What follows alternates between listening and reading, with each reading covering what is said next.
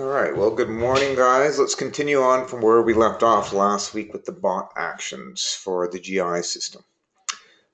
We just finished the laxatives, and now we'll do the opposite. We'll talk about some antidiarrheals.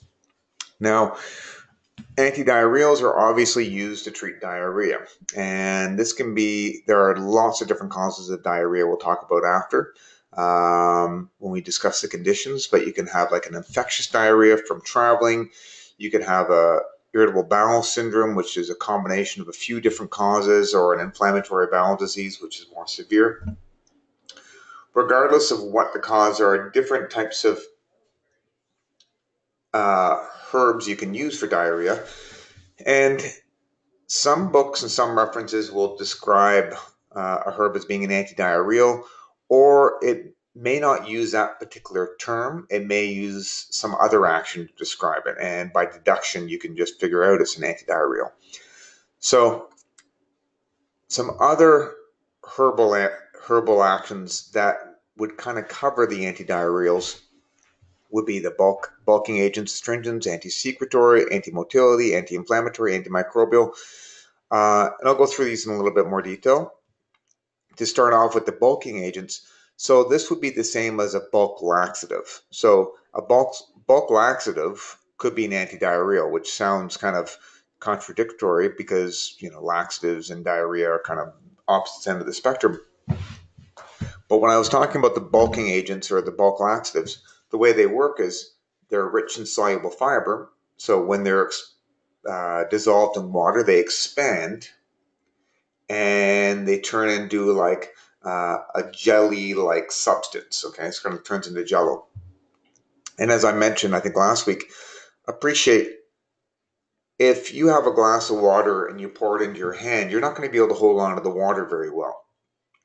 But if you pour jello into your hand, you can grasp it. It might slip through your fingers, but you can at least grasp it. And so, from a diarrhea standpoint, appreciate that when people have severe diarrhea, they could be going to the washroom 15, 20 times a day, and it may be pure liquid, so it may be very difficult to control the bowel movements. And so there'll be a lot of urgency because when they got to go, there's no notice, they're running to the washroom, and they could lose bowel control and have an accident on the way there just because it's pure liquid. So one of the things, I'm just got a little distraction here. Okay. So bulking agents may not treat the underlying cause of the diarrhea, which could be a parasite or inflammation, but they could help give a little bit better bowel control and decrease the urgency. And that can really improve the quality of life. And I remember when I had Giardia in India, it was awful. And I was all by myself in the middle of the Himalayas, and I had a little water pump that I was having to pump to make my fresh water. And I remember the first night I had it, I was probably running to the washroom at least, I don't know, 10 to 15 times during the night, maybe even more.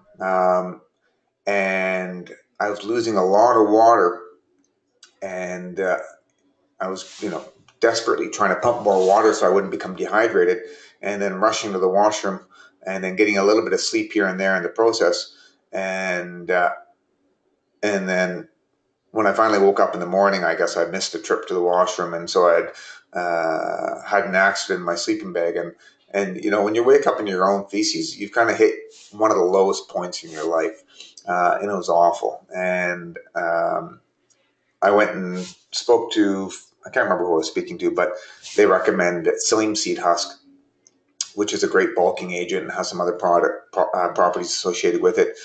And that basically, the next day, instead of going to the washroom, let's say 15 times, I may have only gone like 5 or 6 times. And I had much better bowel control, and there were no more accidents. And that was great. And I did have to pick up some drugs to treat the parasite, the Giardia parasite. But there was a little delay when I could get those and when they started working and everything else. So the psyllium was great for that purpose.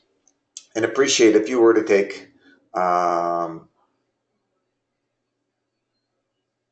I'll talk about that later on. Anyways, so an astringent can also be used for diarrhea, and I would say that a bulking agent doesn't really have a suppressive effect in general on diarrhea. It just gives you better bowel control. And when you have like an infectious diarrhea, you do want to flush out whatever is causing the problem, right?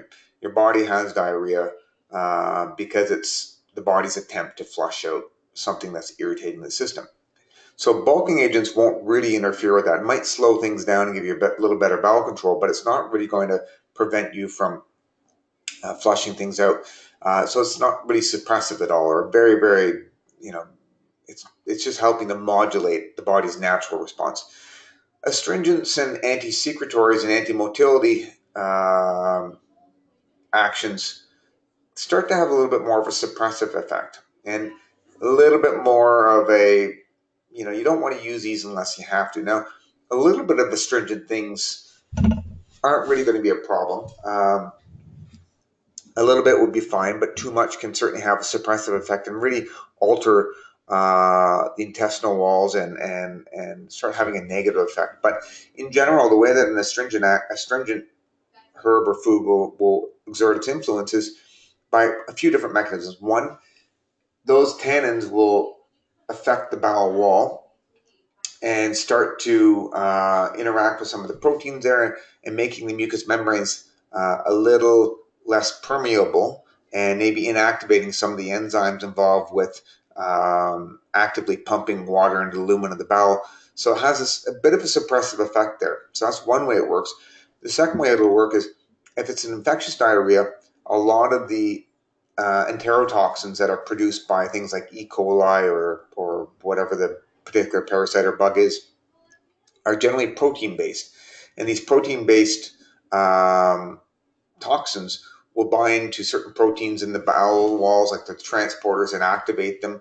And that's how they exert their effect. And so, as we mentioned earlier, tannins have a affinity for proteins. They tend to precipitate proteins out of solution. And so, appreciate like if you have a cup of tea that's rich in tannins and you add milk to it, it'll sort of interact with the milk proteins and sort of bind them up, and that's why milk with tea is less astringent than black tea. And imagine if those milk proteins represented some kind of enterotoxin, consuming strong black tea that's rich in tannins would basically bind up these enterotoxins and potentially deactivate them. Okay.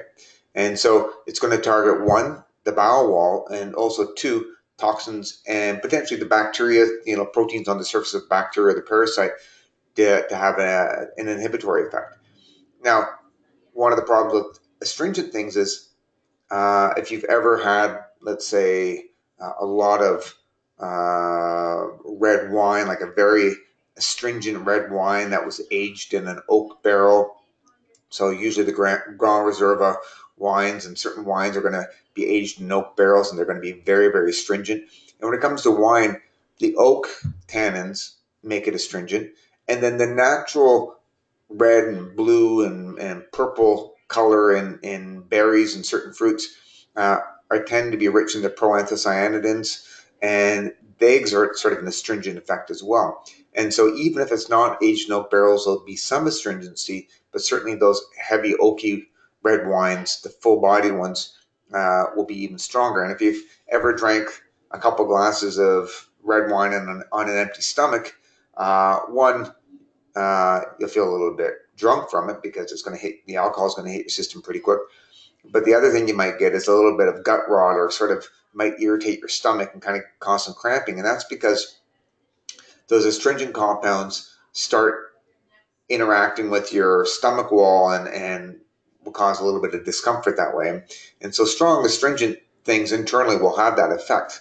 And that's one of the reasons why often you'll have an oaky red wine is kind of favored to eat it with, like a steak meal or something that's, a really protein-based meal, because when you have a protein-based meal, the steak will bind to the tannins and help to sort of neutralize them, so you get the nice taste and all the great things with it without getting the gut rot. And you still will have some of these tannins having an effect, but not as much. Generally speaking, I think a lot of the proanthocyanidins, that purple and blue colors, they're not quite as strong as the tannins that are from the hydrolyzable tannins that you get in the oak. So condensed tannins, often I find they're not as strong as the condensed tannins. But maybe there's some variability amongst condensed tannins, but oak is pretty strong, okay? So an astringent herb often will also have potentially an anti-secretory effect. And what that means is, and again, not all herbal books will use the term anti-secretory. So anti-secretory, I usually think of when it's something like stomach acid, or if we're talking about transport proteins in the gut. Tannins will go and inhibit these transporters or proteins and sort of inactivate them. So they're going to decrease the influx of certain ions flowing into the intestinal tract. So in the stomach, it's going to be protons that are going to be flowing in, so it can inhibit and have like an antacid effect. And then the intestinal area is going to have an antidiarrheal effect by targeting. It's not specific. I think it's just in general, just sort of inactivates some of these and inhibits the influx of sodium ions, which are responsible for the influx of water into the lumen of the bowel. So that's how they may have an effect. Antimotility. So this would be something that's going to work more on the smooth muscles and either suppress the peristalsis. So as we mentioned, like things like the opiates. So opium poppy historically was used when people had severe infectious diarrhea, like cholera or something like that. So binding to opioid receptors will have an antimotility effect. So when you look at Imodium or Larium, Imodium, is it Larium or is Larium? No, Imodium, which is the kind of the classic antidiarrheal drug. It has a suppressive effect on diarrhea, and the way that it basically works is it binds to, it's not systemically absorbed very well, but it is an opioid, and so it targets those opioid receptors in the gut, but doesn't have sort of that euphoric addictive component because it's not really that well absorbed systemically. So it has that antimotility effect by working through the opioid receptors. But the problem is when you have that suppressive effect, decreasing or suppressing motility isn't always desirable, because if somebody had some kind of parasite or bug in the gut, you want to flush it out. So if you suppress the diarrheal reflex, or that natural process your body wants to flush something out, what can end up happening is a strong suppressive effect will not allow you to flush out these bugs, and so potentially they can just brew and invade and infect the bowel and make the problem much more severe. So although there's a place for suppressive actions, like if someone's at risk of dehydration, you may have to give them an antimotility drug because they're just losing too much water. Where they're going to go into basically, they're going to become dehydrated.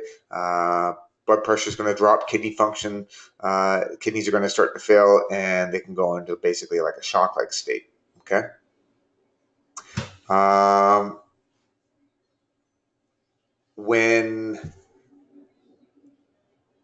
What else? So that's one antimotility actions, by sort of working through the opioid receptors. Other ones would be by working through the muscarinic receptors. So the anticholinergic drugs that we talked about, like atropine is the main drug that's from belladonna, deadly nightshade.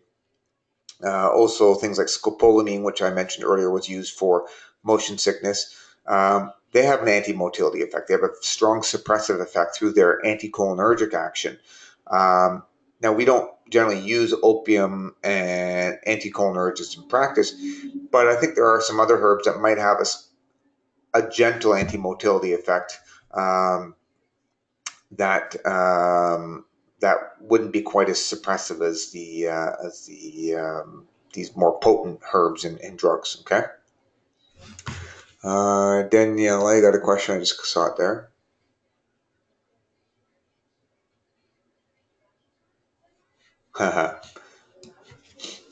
She's just asking, if you got explosive diarrhea or infectious diarrhea, should you have some really good red wine? It might help. It might help. Certainly black tea. Some folk medicine.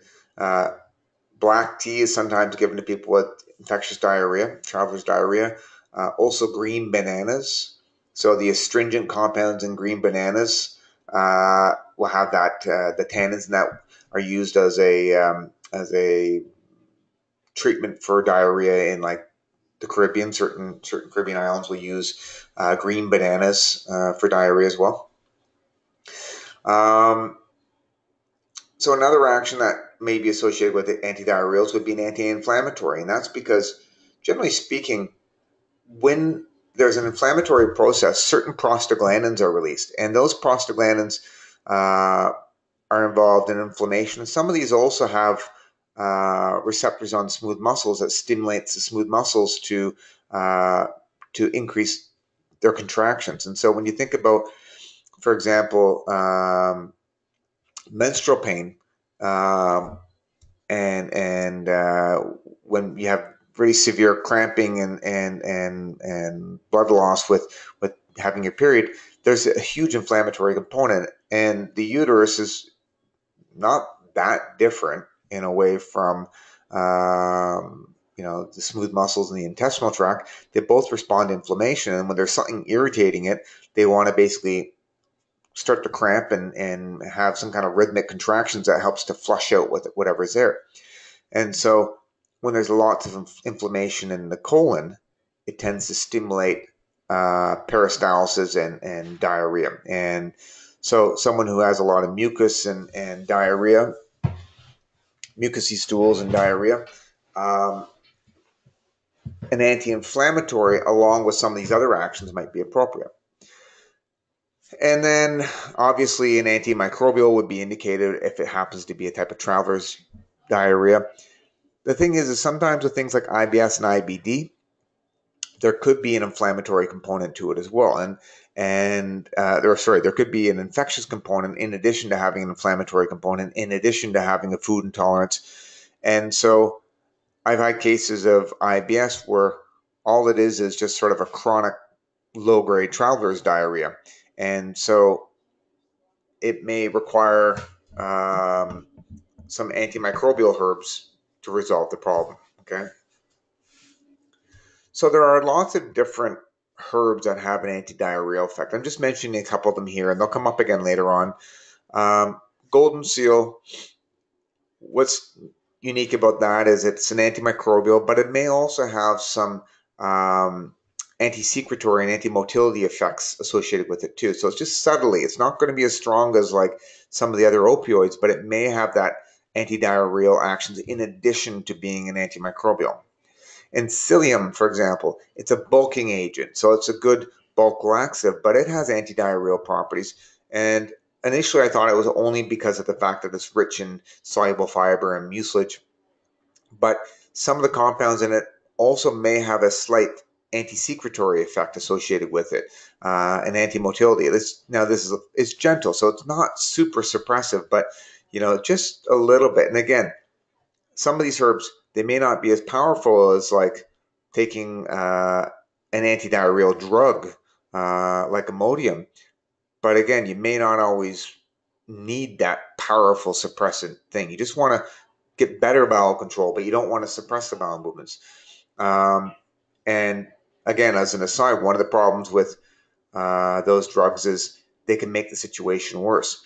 Now, that being said, I have used them in the past when, for example, I remember when I was traveling in India, I had booked a 2-day bus trip to go on to the Tibetan Plateau, and this is right before I got Giardia, so I was already on the anti-Giardia drugs, and I was taking psyllium as well. But because I was going to be in a bus that didn't have a washroom, and although I was feeling better, things weren't totally normalized because I just started taking the antiparasitic drugs about 2 days before. So in that case, I did take a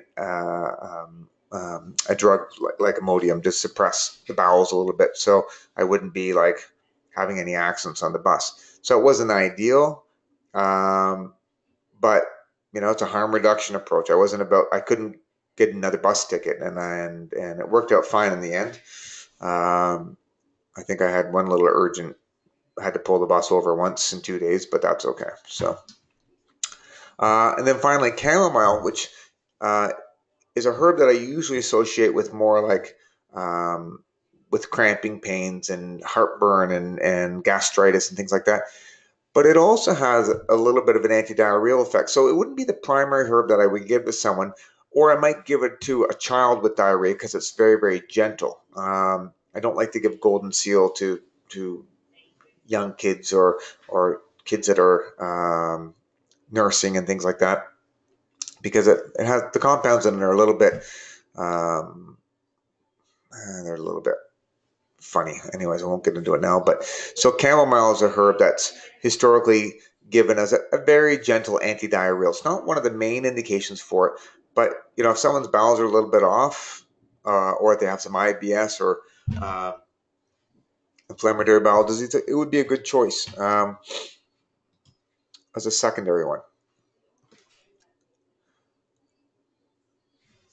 So with the gastrointestinal tract, like any system in the body, you can have infections. And so I'm not going to go into a lot of detail into these herbs right now, but antimicrobials in general are just substances that kill bugs. And a lot of the herbs are antimicrobials. They often will have activity against bacteria, funguses, and viruses and parasites sometimes. And they're not, they're broad acting. And so if you have there's pros and cons of being broad acting antimicrobials. So if you have, let's say, strep throat, and you take the right antibiotic, that strep throat will be gone in like 2 days potentially. Or if you have giardia and you take the right antiparasitic drug, that giardia is going to be gone in like 2 or 3 days. So that's great. So if you know what bug you have, and assuming that the bug you have isn't resistant to the drug, they're really effective. Those prescription drugs can be very effective for getting rid of those things. The herbs tend not to work as fast, and they tend not to be as precise in the bugs that they kill. And so in some ways you could argue that's not as desirable.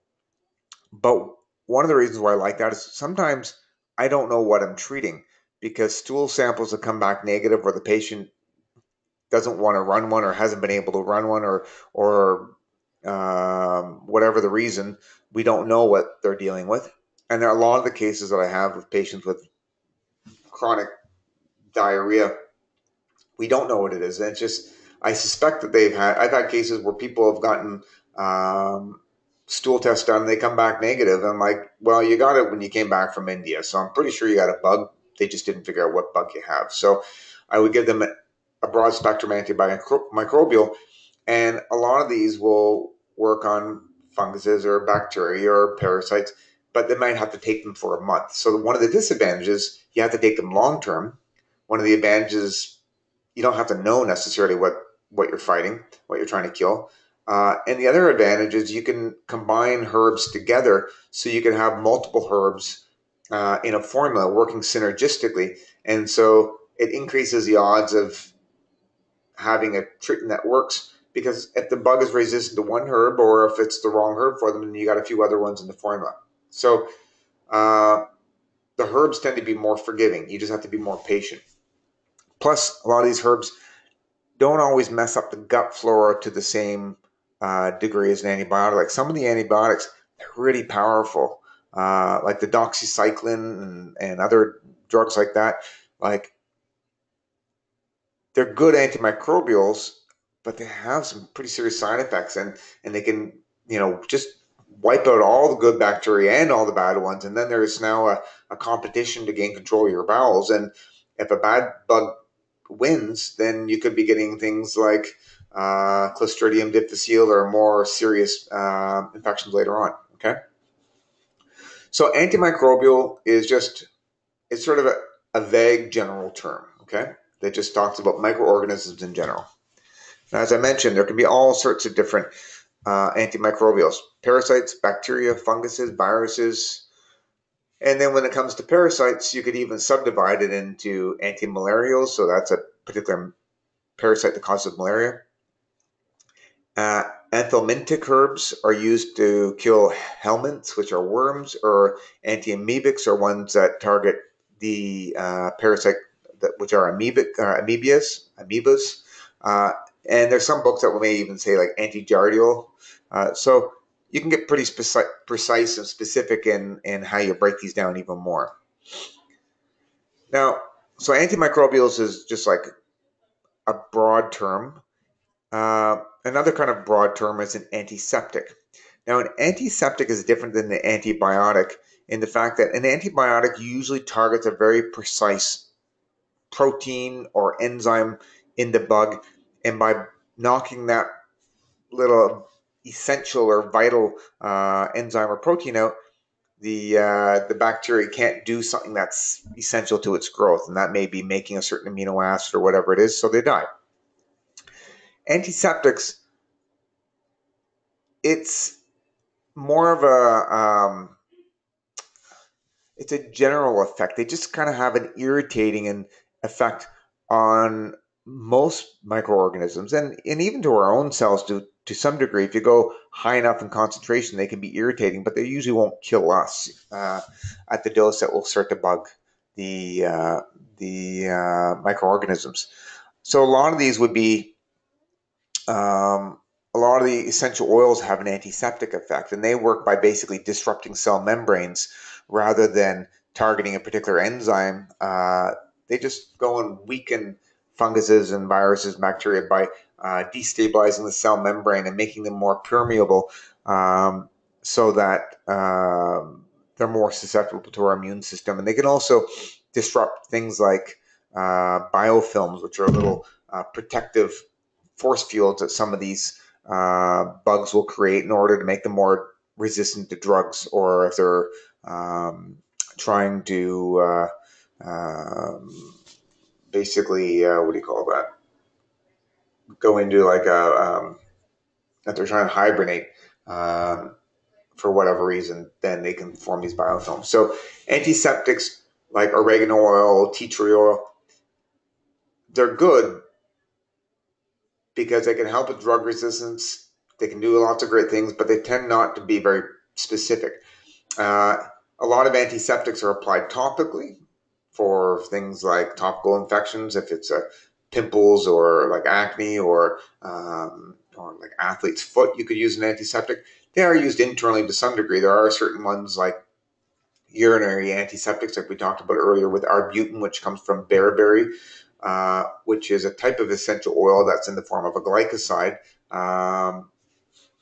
That's a specific example. Now, another term that's worth mentioning is a disinfectant. And the main difference between a disinfectant and an antiseptic is antiseptics is generally considered safe for humans when applied topically or internally to some degree, while a disinfectant would be like pure bleach or iodine at high concentrations, where it's just not really a good thing to take a lot of it internally. Okay.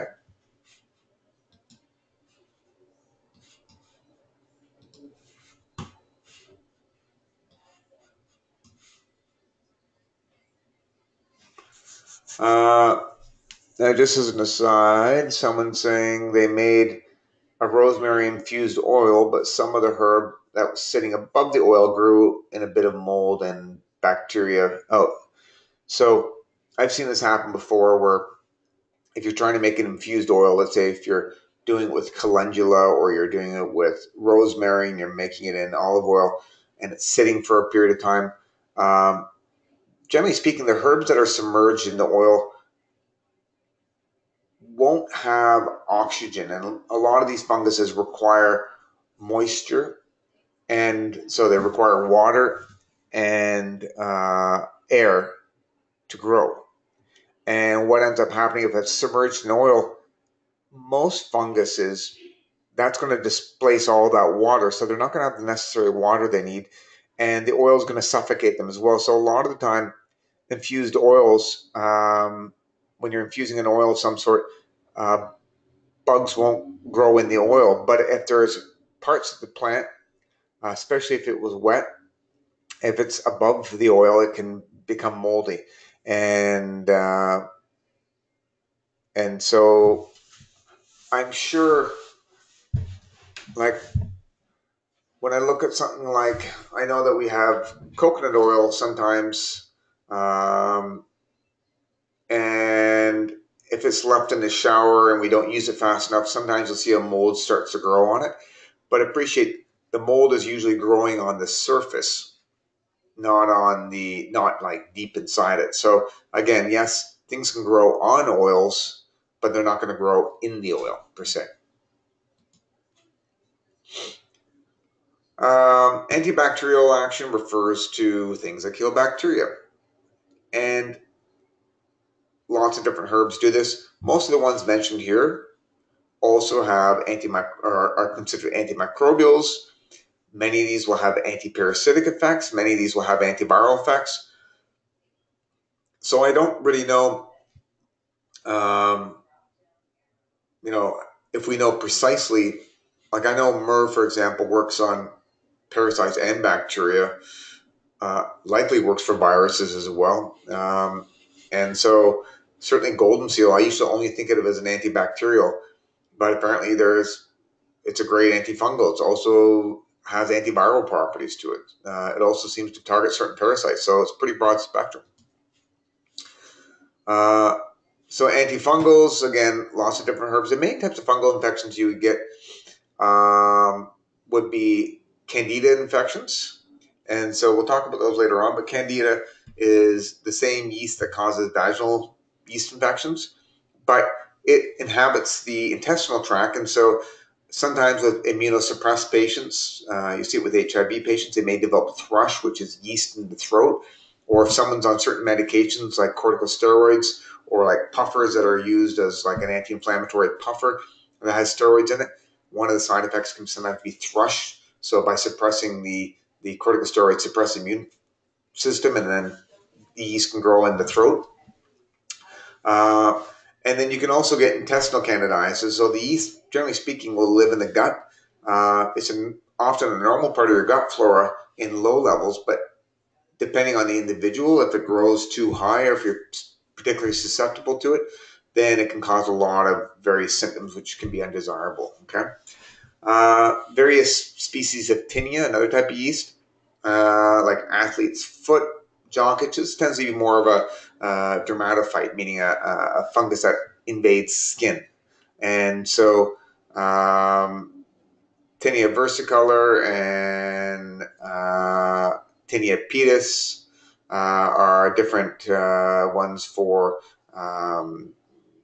different types of skin conditions, okay? And so antifungal herbs can be used for that. As I mentioned earlier on, antiparasitic herbs target worms or certain protozoa, things like Giardia would be an example. And then ectoparasites are ones that live on top of your skin, so lice and fleas and scabies and things like that. And so herbs can be applied both topically and internally and have an antiparasitic effect, okay? Some other ones, like I mentioned, malaria. I've never treated malaria, wouldn't even touch it. There's drugs to do that with, and malaria is kind of a scary thing. Just appreciate that most of the anti-malarial drugs on the market were once derived from plants, and they've been probably modified now more for patenting standpoint. But in theory, you could use herbs, and you could use a combination of herbs to have that. Anti-amoebic, like I said, amoebic dysentery. Pretty awful thing. I've never had it, but people die from that. Leishmaniasis, I've only seen it once, and it wasn't in practice. When I was traveling in the Amazon, I met a kind of a hippie traveler, had been down there for a while, and he had a big ulcer on his leg, and he knew I was a naturopath, and he asked me to look at it, and I was like, yeah, you've got leishmaniasis, and leishmaniasis is basically a parasite that invades the skin, and he was trying to use like tea tree oil or whatever to treat it, and maybe the tea tree oil helped, but there are drugs that you can take to kill it, and then you won't have to worry about it. And so I was trying to encourage him, like, go see a doctor and get it treated properly, because it looked pretty awful. And there are herbs that have anti-leishmaniasis properties and actions associated with it. Um, but again, it wouldn't be my first choice. I would do the drugs first, and if they didn't work, I'd be resorting on some of these herbs that were used traditionally. Um, just because in some cases I would rather uh, get rid of the bug as quickly as possible, because I think there's harm if you don't treat it fast enough with some of these things. Okay. Um, so antiprotozoals, here's a whole list of different protozoas. So malaria, giardia, amoebas, leishmaniasis. Chagas, another tropical disease. I've never seen that one, but that's a tropical disease. Trichomonas. So certain types of vaginal infections are using a type of protozoa. It's related to giardia. I've treated those before for sure. The helminths. So in Latin or Greek or whatever language it is, a helminth is a worm. So an anthelmintic basically is an anti-helminth. Okay, so it's an anti-worm. And there are different types of worms: pinworms, hookworms, tapeworms. You don't get a lot of patients coming in with worms. It's more of an issue in the tropics. And when I was down in Mexico last week, I was surprised that you can buy basically uh, drugs for pinworms right over the counter. So I guess pinworm infections are so common down there, and the drugs are relatively safe that they just make them available next to the Tylenol or wherever in the pharmacy. And so some worms are easier to treat than other ones. I've had a few patients come in with them, but usually we discover it by mistake. So I've treated worms. I've also just told people that there are drugs available that are pretty safe to use as well. And some of the drugs that you use to treat worms aren't necessarily the safest to take in high amounts, or I would be kind of reluctant to give them to kids just because of the taste and some safety issues with them. Uh, so although I have treatments for these, I'm not opposed with people trying drugs first. But I think I've probably treated them without knowing that as well. I've had a few patients come in and I kind of thought maybe they had a worm, maybe they had something else. Asked them to get a stool sample and get it checked out, but they couldn't make an appointment for a month, so we started treating it, and the problem resolved, so that was good. Another action is that's kind of related to the antimicrobials is anti-adherence.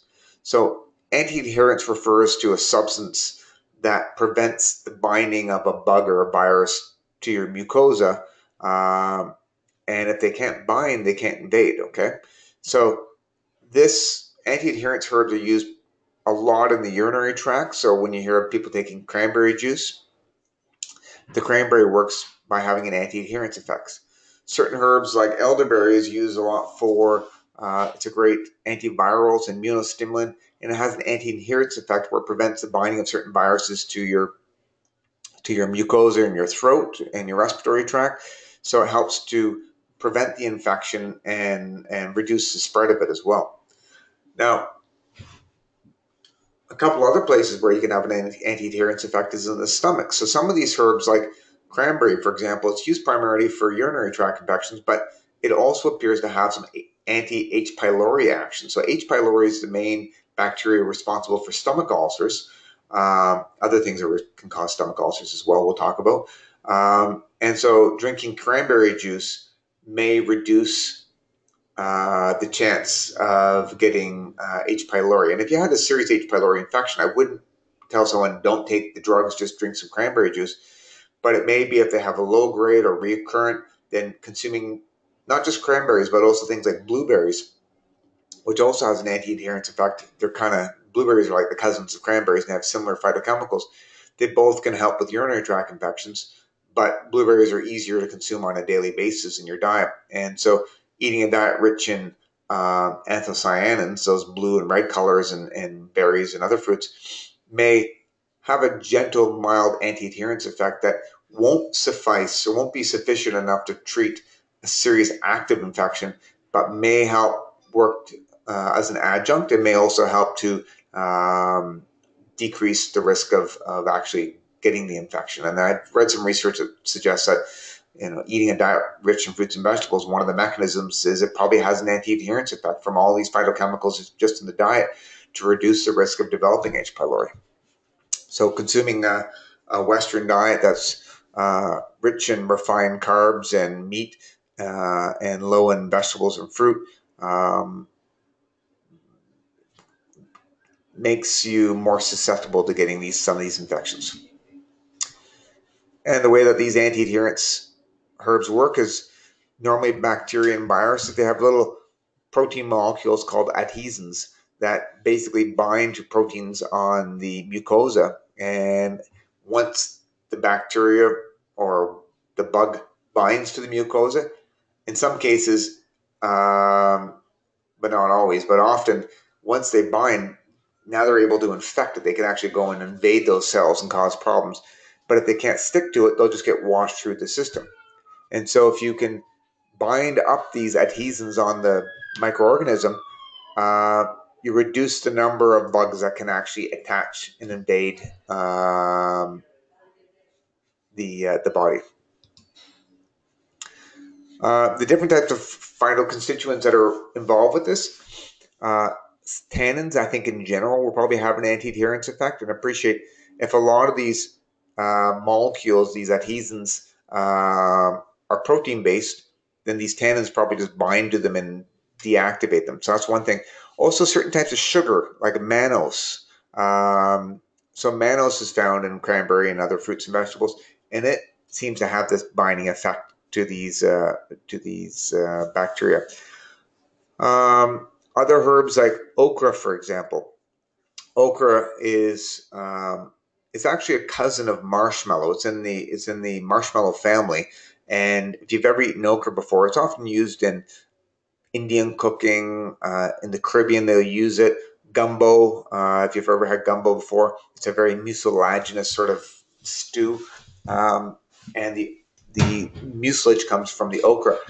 And there are some studies that showed that raw extracts, unprocessed extracts from okra, I think it was in animal studies, decreased the infection rate of H. pylori because that mucilage would bind up the bacteria, the H. pylori, and prevent it from adhering.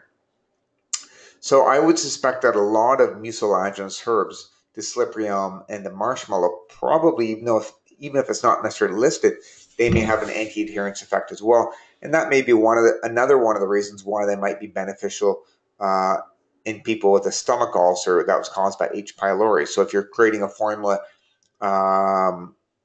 for H. pylori, you might add in mucilaginous herbs in addition to antimicrobial herbs, in addition to herbs that have an antacid effect. And that might be an effective treatment. Chloe's got a question for me. What is your experience with testing for parasites in worms? Personally, I was tested multiple times by conventional medicine and expensive functional tests, and they all came back negative.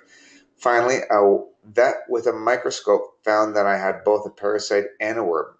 I'm curious how it is to get false negatives and what you find to be the most valid testing methods. That's a very good question, Chloe. First of all, my cousin and uncle are vets, or I guess my cousin is studying to be a vet in Guelph, and my uncle's been a vet for however many years.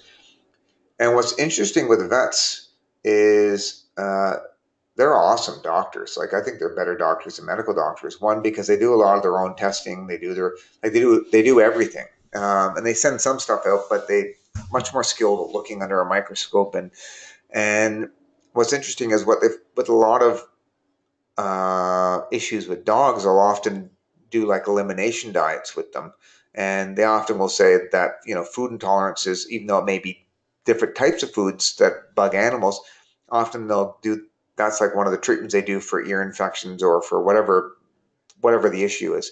Um, so I think that's really neat that a vet that you knew was able to find that. I also know that I've had vets that will um, kind of discover some of the things on themselves that doctors weren't able to find.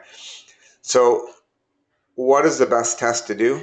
I can say that I've people have come in who I suspected had some kind of bug, and let's say we'll just say parasite in the general term. We're not talking about um, like um, amoebic dysentery and giardia and stuff like that. Often, when they've gone to their medical doctor and got tested, those tests come back negative. And so I've had patients who they've had all the symptoms. They went traveling or they went camping. They come back, they have diarrhea, chronic diarrhea, or digestive complaints of some sort, and they're convinced they have some kind of parasite. The tests come back negative, and they've asked to run a very expensive comprehensive stool test. And I've run a few of those in the past, and they cost like $500 or $600. And I wouldn't normally ask people to do it, but the patient wanted to do it. And those tests didn't come back with like a smoking gun for the parasite either. And they may have said, oh, you may have a little bit elevated this or a little bit low of the good bacteria, but it didn't come back saying they had a parasite per se. They just said things were a little bit off.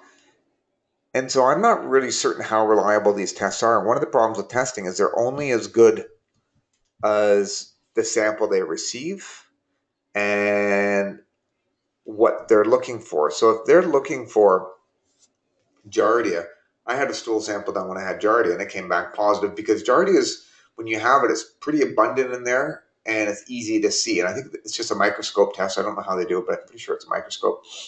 But appreciate if you have a lot of giardia, they'll see it. If maybe you have only a little bit or the stool sample they got that they're looking at didn't have very much in it, it's possible they miss it as well. So that's one way, is that one, they can miss it. Two, if you had a bug or some kind of creature that they weren't looking for, if they're not looking for it, they're probably not going to find it. I mean, a microscope's one thing because you're going to just be able to see large things, but with bacteria, chances are you're not going to see some kind of pathogenic bacteria unless you're looking for it, because they're going to be, I don't know how they do the test, but there's probably other types of tests that they're doing to find specific bacteria, whether that's like H1N1 E. coli or whatever. But appreciate everyone's got E. coli in their gut, and there's probably billions of strains of E. coli on the planet, and we know like some strains cause like very severe infections, and other ones are kind of normal part of your gut flora. So I'm sure there's points where you could have a bug that might be, people may not know it's a bad bug, but it is, so they're not looking for it, and that's how you get a false negative for that. So in my experience, because getting a stool sample done through a medical doctor, it's inexpensive. And if it comes back positive, you probably have that bug. And I would trust that a positive results from a stool sample would be very useful. A negative result from a stool sample doesn't really tell me enough. Okay. And so often, if the patient's history is like they went on antibiotics, they were traveling, camping, they got food poisoning, and ever since then they've had bad digestive issues and diarrhea and felt nauseous, and the stool sample is negative in that case, I'm probably not going to waste their money to do a really expensive $500 comprehensive one, because it might come back with something, but most of the time I do stool samples, they kind of come back with negative, and I just end up treating them for some kind of bug by giving them anti-parasitic herbs. And I'm not going to say every single time it's a solution, but a lot of the time the patient feels better. Okay, so I think lab tests are great, but they're very expensive and they often will have false positives and false negatives. And even when it comes to food sensitivities, if you do a food sensitivity testing, it's very expensive. It can be like almost $400 or $400, depending on which things you're running. And that may not be the only cause of the problem. So I don't always get people to do the testing right off the bat.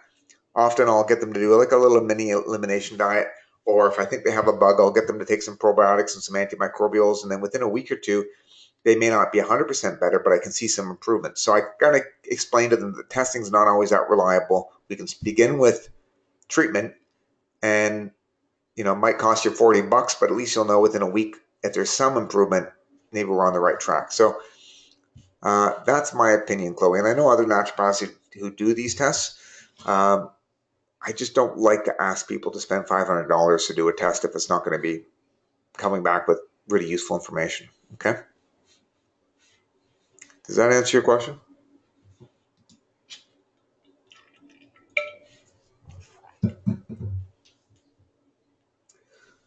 So, you're welcome. So anti-inflammatory, this is a pretty vague term. Now, one thing that's cool about anti-inflammatory herbs is they're often very useful to help with systemic inflammation as well. And one of the problems is if people are taking aspirin or ibuprofen or other non-steroidal anti-inflammatory drugs, or they're taking corticosteroids, those two potent anti-inflammatory drug classes make people feel better from a pain standpoint in their joints or wherever their inflammation is. But the main disadvantage is that they compromise the mucosal barrier. They basically inhibit mucus production in the stomach, and that ends up leading to stomach ulcers and bleeding ulcers.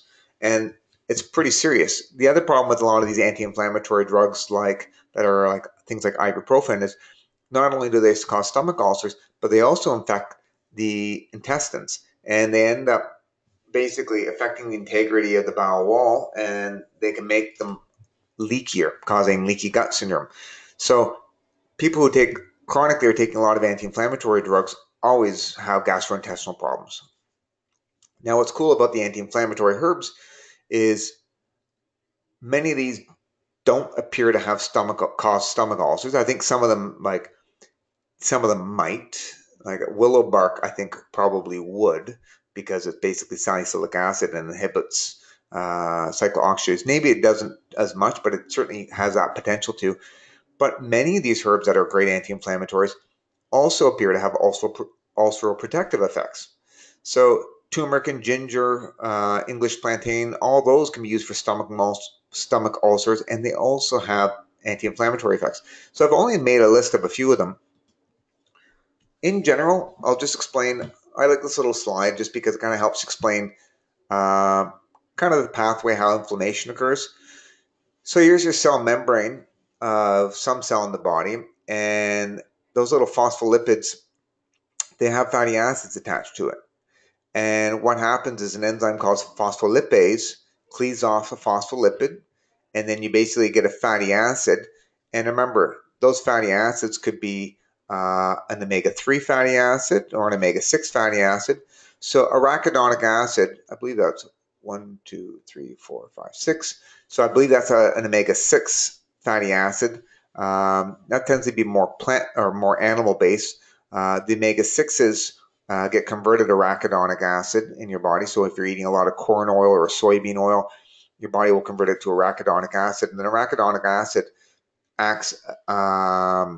is used as a substrate for two main enzymes in the body, cyclooxygenase and lipoxygenase. So cyclooxygenase is one of the main enzymes that produces various prostaglandins involved with inflammation. Okay, and you have two enzymes in your body, cyclooxygenase 1 and cyclooxygenase 2.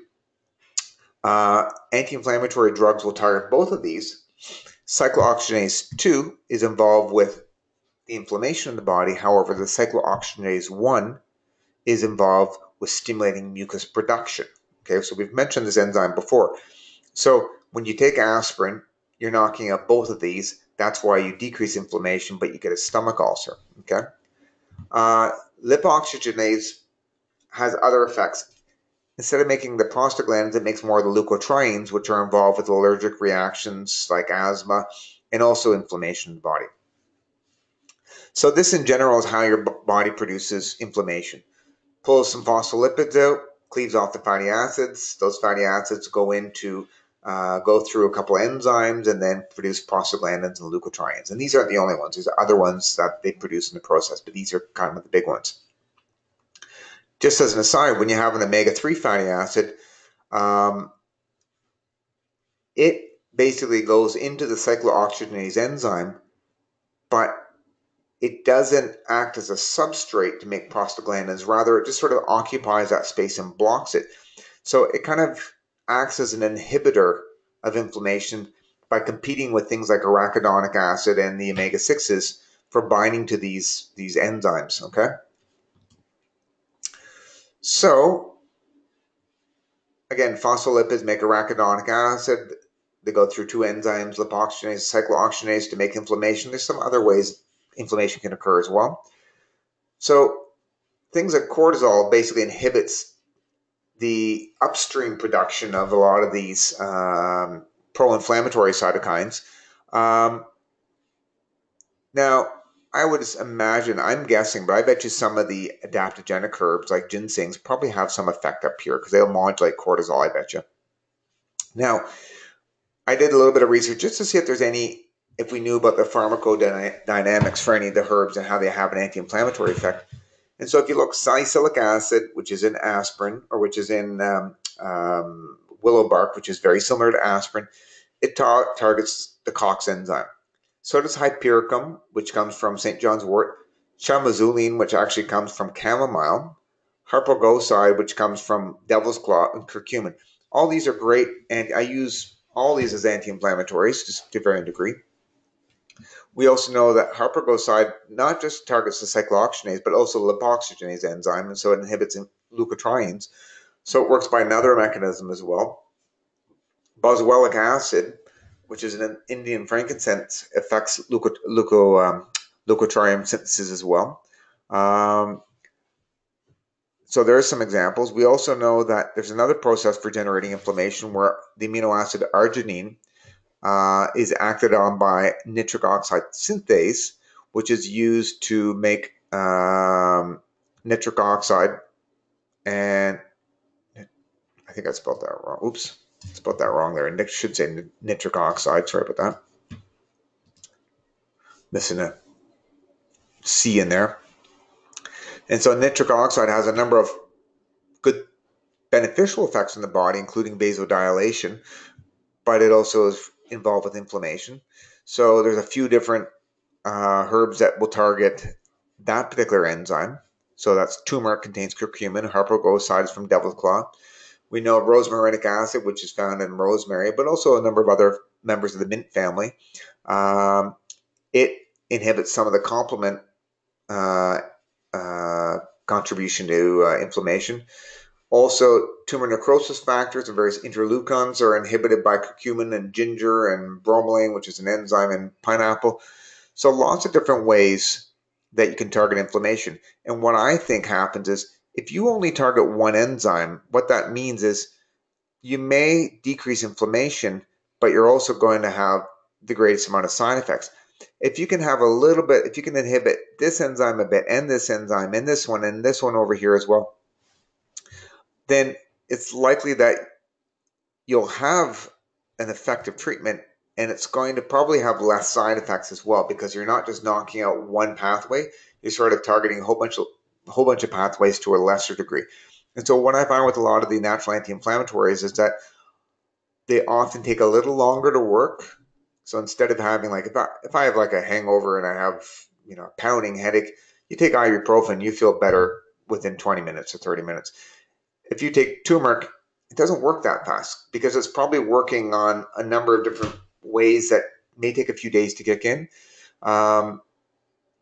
But if you have chronic inflammation from arthritis or an autoimmune disease or gastrointestinal problem, taking a cocktail of natural anti-inflammatories, I think, is far more safe and often pretty effective. Okay. So any questions before we have a break?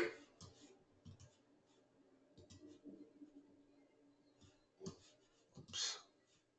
How do I get this over?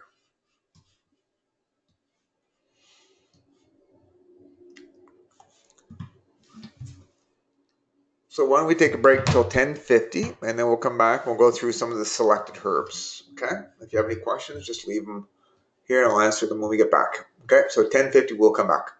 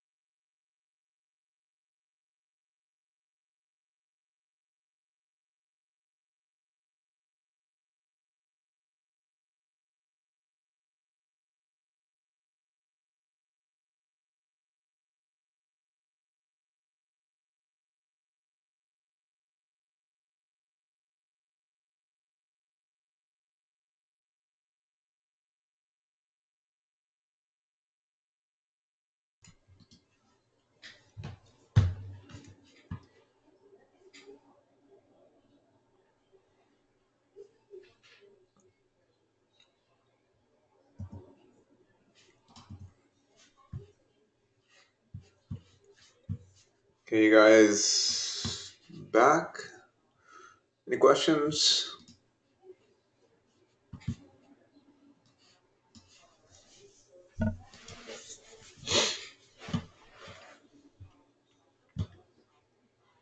No questions? Sounds okay? Visual? No issues?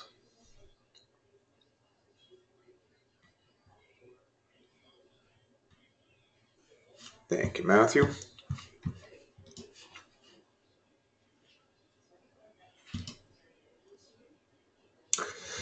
All right, so we're going to talk now about herbs that are commonly used for gastrointestinal disorders. Now, if you go and get a couple good books, you can read herbal monographs on each of these herbs and get a little bit more information, background, summary of the science that's been done on them.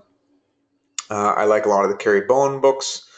I like as I mentioned before, Hoffman's books.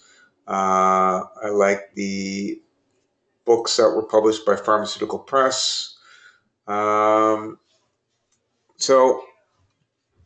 I'm going to give you sort of a summary of what the herbs are. You don't have to memorize everything in detail, but there's some good stuff on these slides, and I'll kind of explain from my perspective what these could be used for and what are the most useful ones, okay?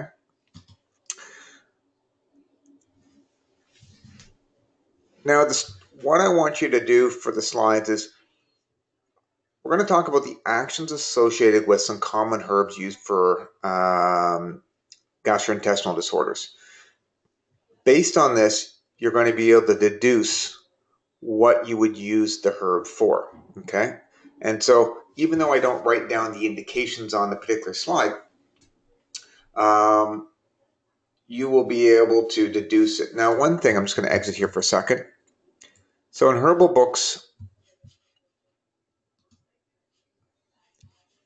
so if you can see this or not. Now, just as an aside, I created a website called ND Assist, and it's got a bunch of good stuff, and I'll show it to you later on. The idea behind this is I've included herbal monographs and conditions, and it's designed for naturopaths to make their life easier in practice. And so if you were to go in here and you type in something like heartburn, then what it would do is it would go through and provide a bunch of herbs that are indicated for heartburn. You click on a particular herb, it'll give you a little summary of it. I'm not signed in right now. They'll give you a little summary. There's a little picture, talks about a few different things. And then here describes the main indications, the actions associated with it. And you can click on some of the actions and I'll hyperlink you to another section with other herbs that are used as a stomachic. Talks about the phytochemicals, the dose, safety associated with it, some references. You could also look at,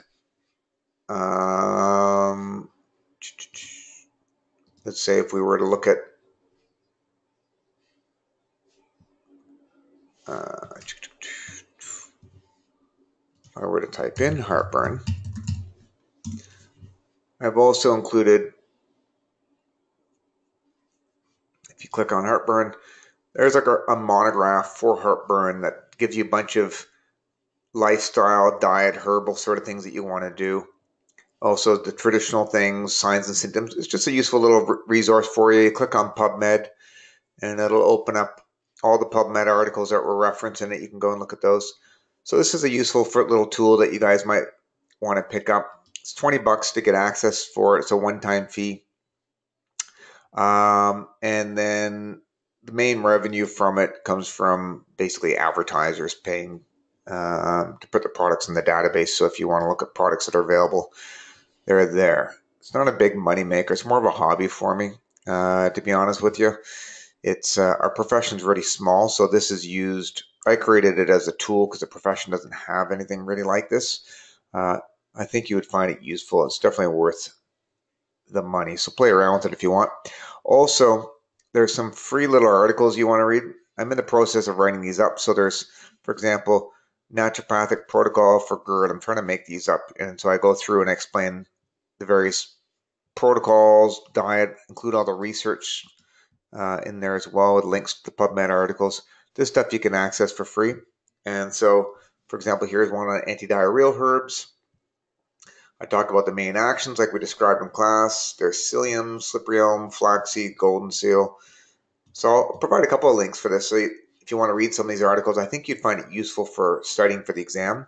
And then in practice and throughout the profession, I know a lot of students and practitioners find the website useful. So I'll send you a link for that.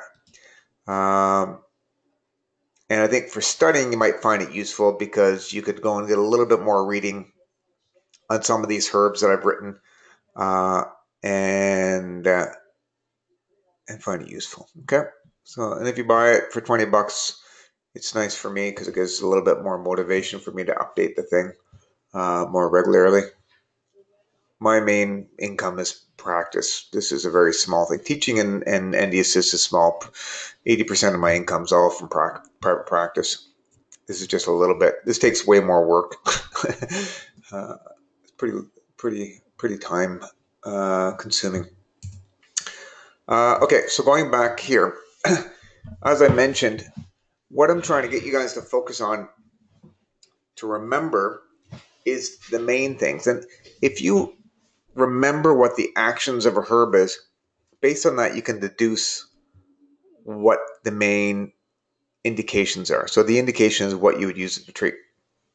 So to start off with, for the exam also, here I'm using a common and a Latin name. So I think the final exam will have 70 or 75 questions. And you'll need to know the common name and the Latin name for the herbs that I'm going to describe in this section here, okay? So, for example, a question I might ask on the exam is, yellow gentian or gentian is, which of the following is the Latin name for it? Is it Gentian lutea? Is it Centaurum erythraea? Is it Silimarin, whatever? Like, you have to just sort of link it up, and that'll be 5 questions on it, okay? So to start off with the herbs, I'm going to begin with probably the herb I use the most in practice, and that's gentian. And what I love about this herb is it's such a potent bitter that you only need to give the patient like a small 15 ml bottle and have them take 5 or 10 drops. And sometimes that's all they need. And they may not need it forever. They may just need it for a few weeks to kind of get their digestive tract primed up and working better. But this is a classic digestive bitter. And it grows in the Alps. So its roots, so to, no pun intended, is in Western herbalism. So Greco-Roman herbalism, we know that the ancient Greeks were using it. It grows in the Alps, and that's part of Italy. It's used in German herbalism. There are different species of gentian that are used in other systems of herbal medicine around the world. So in Chinese medicine, they have a different species of gentiana that they use, and there's another one that's in Siberia that they use. And even though the species is different, the phytochemicals that are in it are essentially the same. They all have these secoiridoid derivatives, okay? And so one of the main active bitter compounds in gentian is amarogentin, and it's this compound here. And if you look at it, the secoiridoid component is at the top here. That's probably the main bitter compound.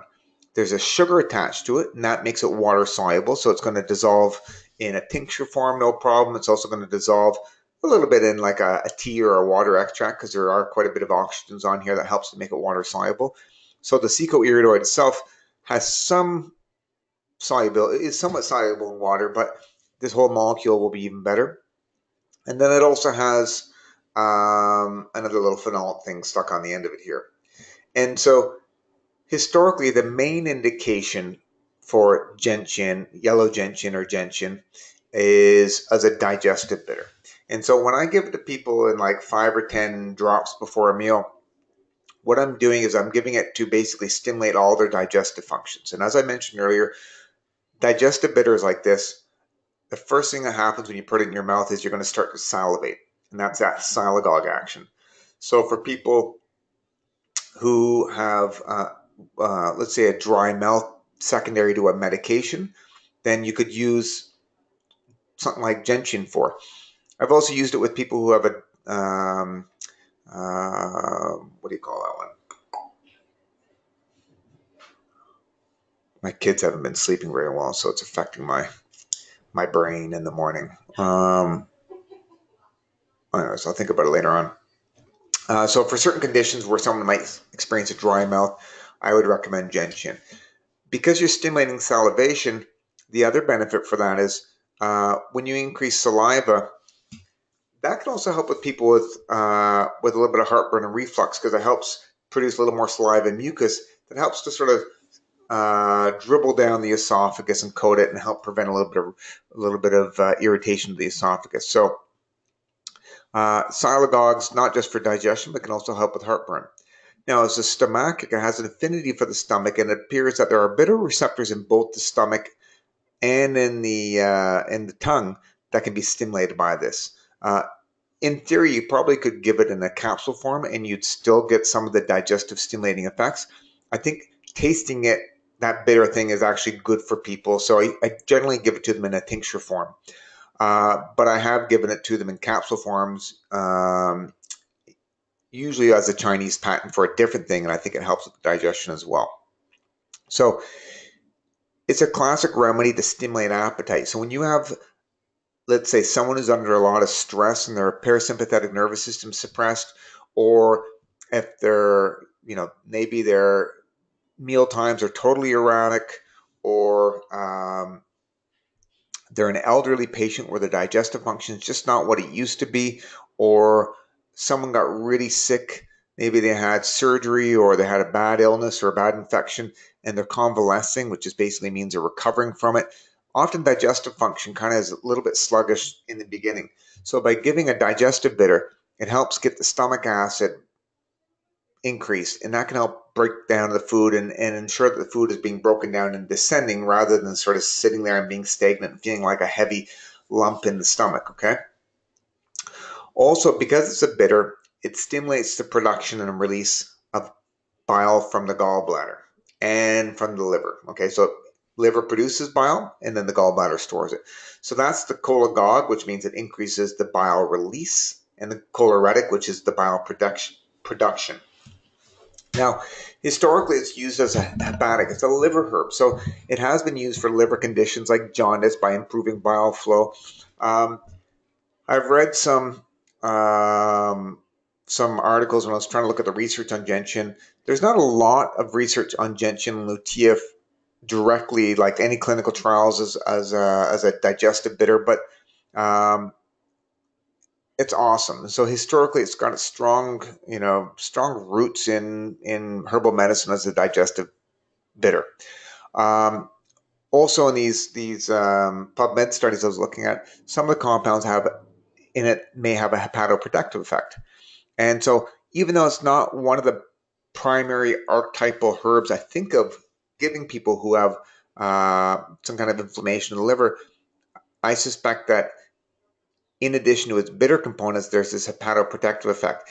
And that may be related to the secoiridoids, but there are also a lot of flavonoids, which I didn't bother to mention here, that will have some secondary actions. It'll have some benefits for the cardiovascular system and also potentially benefits for the liver. Maybe that's where it's getting its hepatoprotective effect. What's interesting is there's some studies showing that gentian has some anti-cancer effects against esophageal cancer and liver cancer. And so long-term consuming gentian may not be a bad thing just as an overall digestive tonic and to improve health. And historically, digestive tonics were seen as panaceas, like cure-alls, because when you improve digestion, you improve elimination, you get, stimulate the fires of digestion. Um, it can have a positive effect on all aspects of the body and has other effects on other systems as well. And so as an anti-cancer, no, there's not a lot of clinical trials, but a lot of people who develop esophageal cancer often is due to reflux, and that's another way that it may help.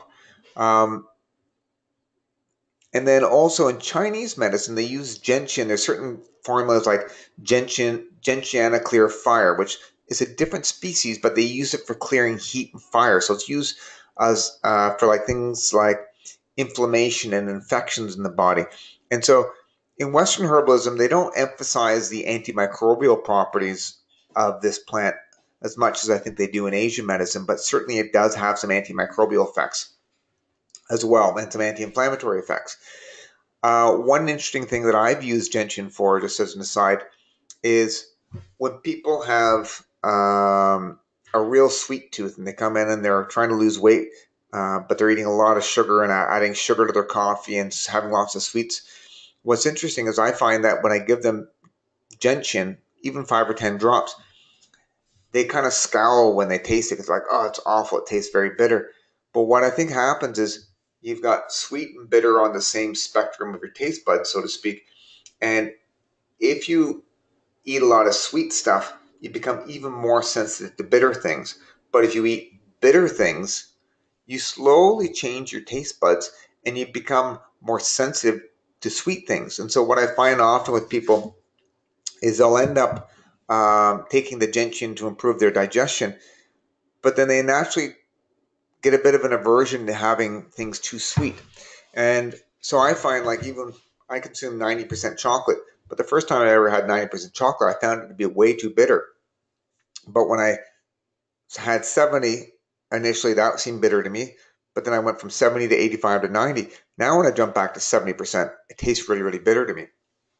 And even with my daughter, uh, she we would only give her 90% chocolate, so she didn't know what normal candy tasted like. And what's interesting is for Easter last year, she would have been about a year and a half.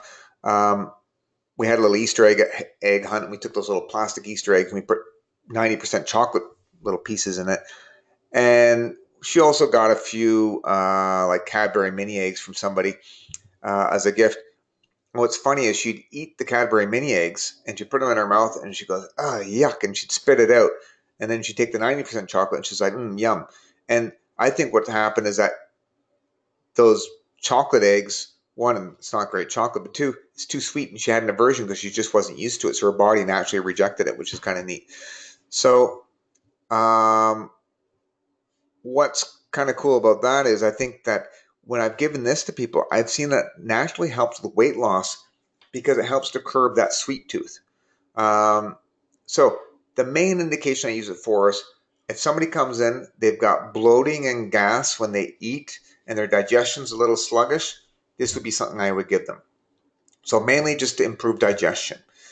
If they get a little bit of heartburn, that's due to reflux. So if I don't think they have a stomach ulcer, but if I suspect that they are getting some reflux because their digestion's sluggish and food's sitting too long and it's starting to come back up, then gentian's the primary herb that I would give them for that as well. Okay, I might give them some demulcents as well, but that would be the main thing.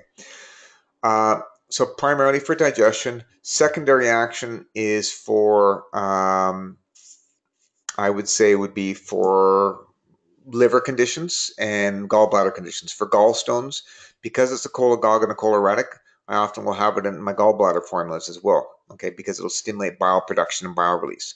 So digestion, gallstones, uh, liver things to some degree. So I don't use it as my primary, but often it'll have that indication. And then weight loss is another indication. And I was even reading some science, some studies on it showing that it may actually help with cardiovascular disease as well through a few different mechanisms, which is kind of neat. So I'm a big fan of gentian. I personally don't take it every day, but I have it in my medicine cabinet at home. If I eat a big heavy meal and it's like Christmas or if I've overeaten, I'll definitely take a little bit of that to help with my digestion. And but for those people suffering from chronic indigestion, I'll give that to them long term, in addition to removing food intolerances and working on the diet. Okay, so I want to emphasize herbal medicine is not the only thing we do. We also work on dietary stuff as well. Now, just as an aside, Centauri is a herb used in Western herbalism, and there's also varieties of this that are used in Chinese medicine as well.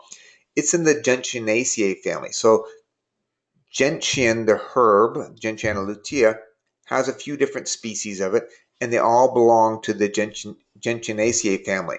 Now, Centauri or Centaurum erythrea is also in that same gentian family. So it's not surprising that because it's in the same family, it has similar phytochemicals in it and has similar actions. And appreciate from an evolutionary standpoint, when things are evolving, they're learning how to produce certain phytochemicals in the process. And so often when you find members in the same plant family often have the same types of phytochemicals, if not identical phytochemicals, and are often used for the same types of conditions. So you see overlaps with that. And so to me, Centauri and Gentian, they're the same herb. I would use them interchangeably. Now I only buy Gentian, and I've used Centauri in the past, but I just don't need to because I just don't need to have both in my practice. So I'm only mentioning it just so you know that they're identical. So if you read a book about one, and you're like, you think you should buy both, you don't need to buy both. Just buy one of these. They're going to work. They're going to be interchangeable. If you happen to be living somewhere where this is widely available and cheap, the Centauri, then go with the Centauri. Otherwise, I usually go with the Gentian. Okay. So summary here: Gentian's primary bitter. That's your exam question. Second thing I might ask is, it's a secoiridoid derivative. Those would be the two big ones that you need to know. I would say on the exam, because it's a bitter, you can deduce everything else from there. Because it's a bitter, you're going to know it's used for digestive conditions, indigestion, heartburn. You have to be careful with this. With, as I mentioned before, with any of the bitters, you have to be careful with heartburn, because if it's heartburn due to reflux, it can help it. But if you had an H. pylori infection or a stomach ulcer due to ibuprofen or other anti-inflammatory drugs, it will make it worse because you're increasing stomach acid, and that could potentially just cause more pain. Okay, so gentian's my preferred bitter. It's not the only one, but it's my preferred one. Now, golden seal is one of my preferred antimicrobials. I use this probably more than any other antimicrobial. It is a berberine containing herb, but it also has some other isoquinoline alkaloids in addition to berberine. Hydrastine is another one that's in there. This also has some great benefits. It contains those flavonolignin that act as the multi-drug resistant pump inhibitor. Research on berberine and hydrastine show it has antibacterial, antifungal, antiparasitic effects. So I would use it for all those reasons. Now, in this case, instead of having the secoiridoids that are acting as bitters, it contains the isoflavonoid, or not isoflavonoids. It contains the isoquinolines that are acting as the digestive bitter. So those alkaloids are very bitter tasting, and it has that action. So because we know it's a bitter, you automatically go, it's going to act as a silagogue to stimulate saliva. It's going to act as a cholagogue, choleretic. It's probably going to have some liver actions as well. So I didn't list the liver indication like as a hepatic, but if you look in a few books, they're going to include that in there for sure. Okay. The other thing is golden seal acts as an antidiarrheal. And it does that by one, because it basically has an antimicrobial effect and it can target various bacteria and parasites involved with infectious diarrhea. Two, berberine and some of these other isoquinolines, they do appear to have some anti-inflammatory effects. I don't know how it works precisely. And three, Some of the compounds in golden seal appear to have an antidiarrheal effect. Maybe it's an anti-motility effect that it has. I didn't list that there but I'm pretty sure it has an anti-motility effect. So golden seal, regardless of the cause of the diarrhea, it might be beneficial for certain people to have diarrhea. It's not potent, like it's not a strong drug. Like I don't. I've given it to a few people with different types of diarrhea, and I've seen improvements with it for sure. Okay. Now, one thing you have to be careful about with any alkaloid, and in particular the isoquinoline alkaloids. So just in general, if on an exam, if it says which of the following, herbs or phytochemicals you have to be cautious with, if it lists an alkaloid or a herb that contains an alkaloid, even though like caffeine's pretty safe, you can have a little bit during pregnancy, it's still caution. So, and there's ones that are even more serious. And I think with the isoquinoline alkaloids, they're totally contraindicated during pregnancy. And also, I would say they're contraindicated during nursing, during breastfeeding. And these compounds, I think because of the type of alkaloid they are, they probably can slip in between DNA molecules, maybe disrupt DNA synthesis. Certainly, that's one of the mechanisms they have for upsetting bacteria, and maybe in developing fetuses and in babies that are nursing, it might just have that sort of disruptive effect. Okay. So golden seal, whenever I have a antimicrobial formula that I'm giving a patient, it's always one of my main ones that I put in there. Now, barberry also contains berberine, and it also contains some of the flavonolignin.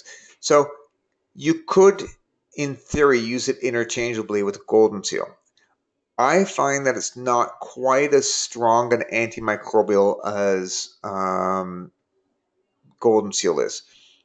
Different species of barberry are used around the world as antimicrobial. So Berberis vulgaris is the common barberry, but there are other varieties that exist that are going to be used maybe in the Middle East or in Asia or in South America. But they all contain berberine to the best of my knowledge, and they probably have some other phytochemicals in there as well.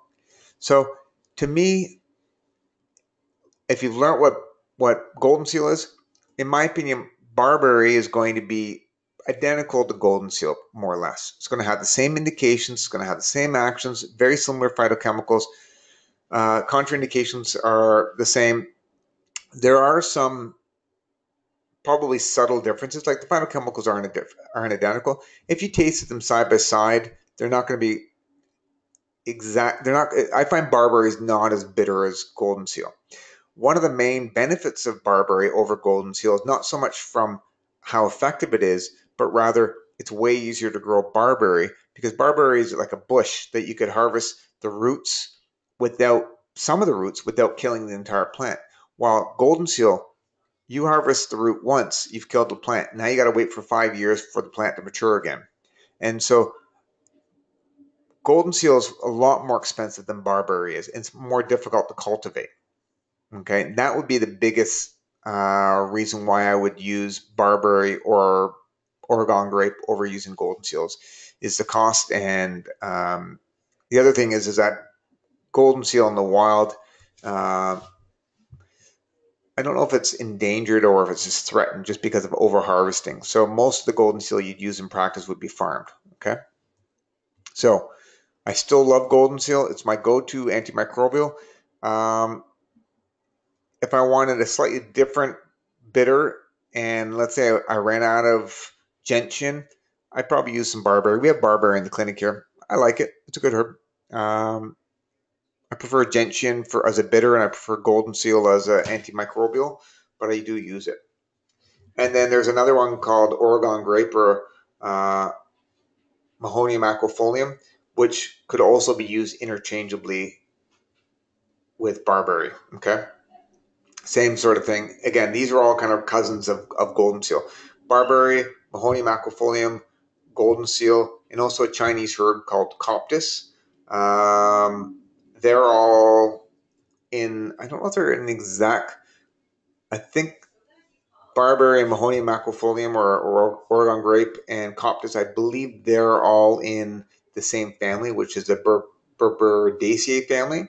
And then I think golden seal is in the buttercup family, but it's still related to it, but just a little higher up. So boldo is a plant that grows in South America. When I was down in Mexico, I saw the leaves of boldo in a tea form available at the local grocery store. And I would say that in Latin America, its use is more widespread than in North America. Well, I guess Mexico is still North America, but in Canada and the US. To the best of my knowledge, I don't think this was one of the original herbs in Greco-Roman medicine because it's a South American herb, but we've sort of adopted it into our herbal tradition.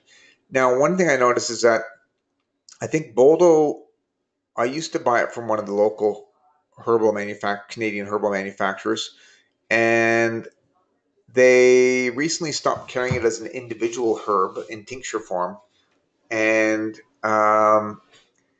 and it's certainly still available. I'm sure you can track it down or make a tincture yourself. And I'm still discussing it because I think it's valuable, but maybe it's because of the Health Canada claims. A few years ago, Health Canada gave approval to a number of herbs, and you have to submit an application to get things approved. And I would imagine that maybe the herbal manufacturer was not bothering to sell it because there wasn't a huge market at health food stores for it. So, or maybe they will eventually. So I'm not sure what the availability is. It's certainly legal to get it. And it's commonly used in other cultures, but in Canada, it just happens to be right now. I see less people using it. Okay.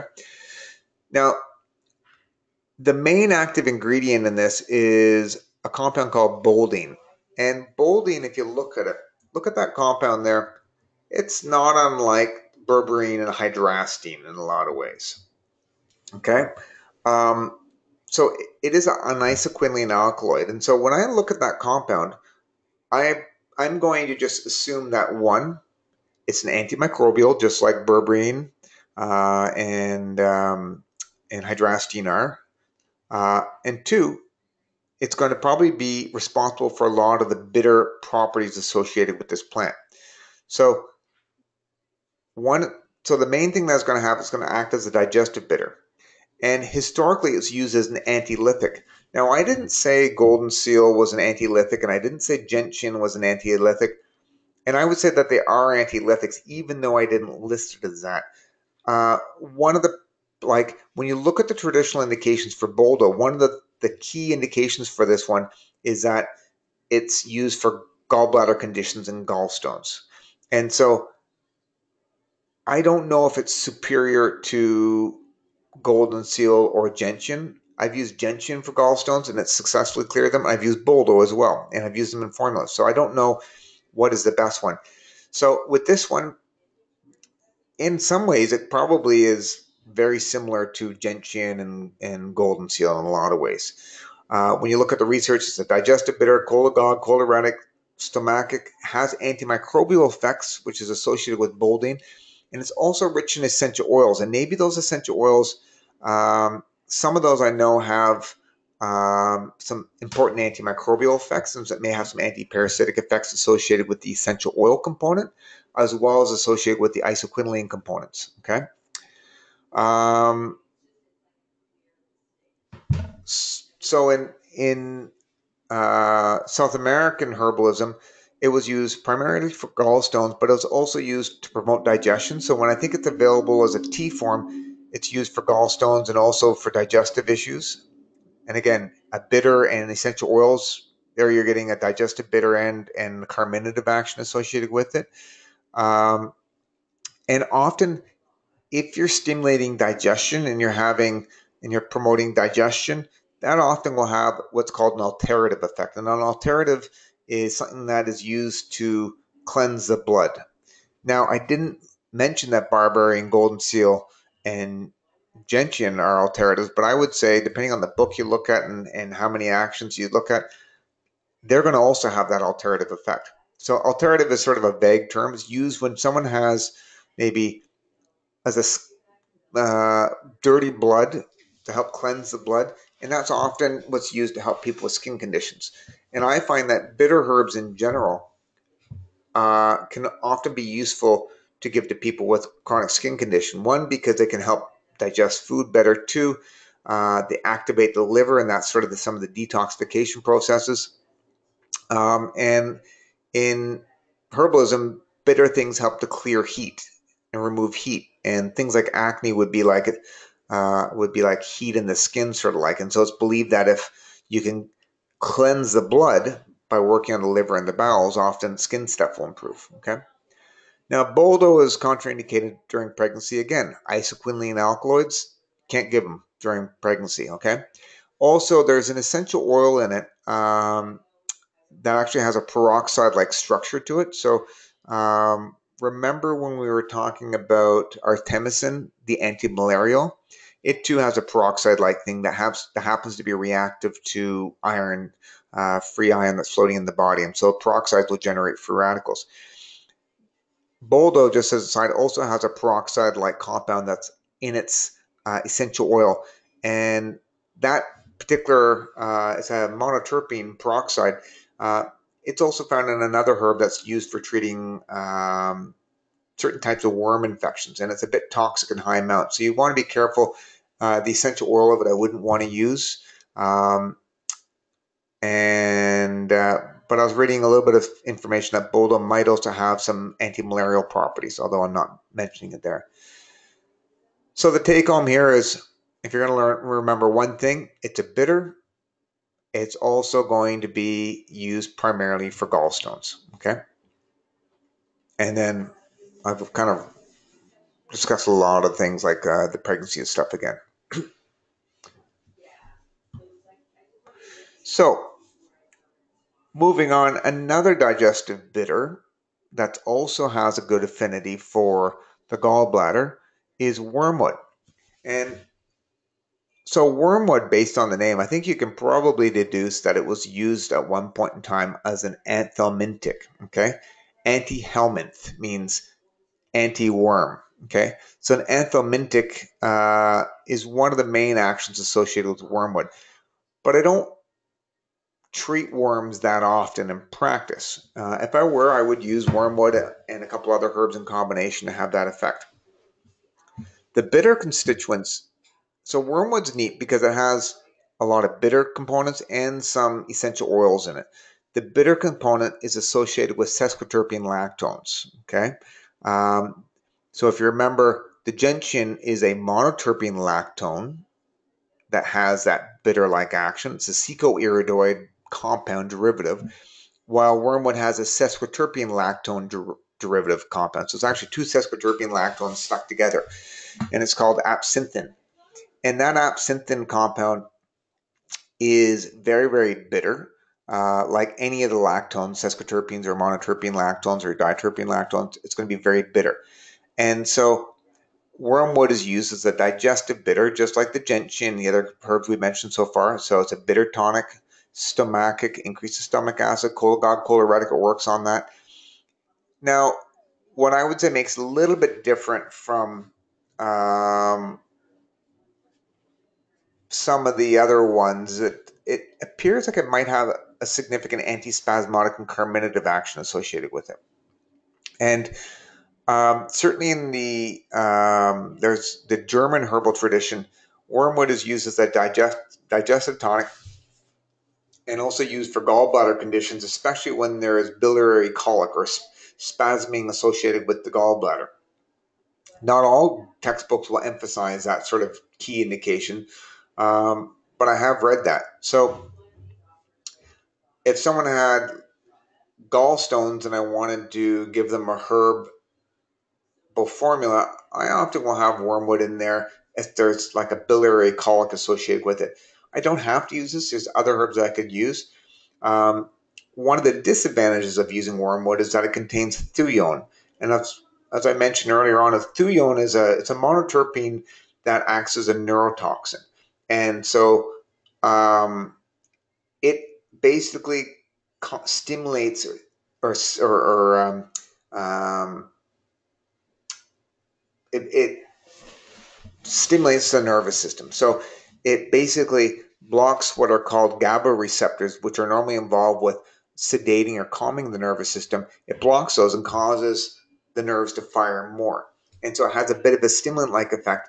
And in low amounts, it's not going to be a big deal. So if you're only having like a little bit of this in a tincture, I'm not overly concerned with that. Where you get into trouble is if you're drinking a liquor that's made from wormwood, like absinthe in high amounts, the ones that actually have the thulium content in it, then there could be some neurological issues with long-term consumption. And in particular, if you had epilepsy or you had a history of seizures, I'd be very reluctant to give wormwood to that patient because it could lower the threshold for nerve firing and increase the risk of having seizures. Because we know high dose of thulium will cause muscle twitchings and eventual convulsions, which is kind of like having a seizure. Well, it is a seizure. And so if this can cause epileptic seizures or seizures in general, then I would contraindicate it during epilepsy. Okay. So what else? So the main thing, it's a bitter. It can be used as a digestive. It has a bitter taste that's kind of pleasant. Depends on your perspective. There's research that suggests it does have some hepatoprotective effects in it. It also may have some anti-inflammatory effects. Now, what's interesting with wormwood is I was reading a study that was published in PubMed that showed that people with Crohn's disease, that if they were taking wormwood, it appeared to help keep the Crohn's in remission longer and decrease some of the symptoms.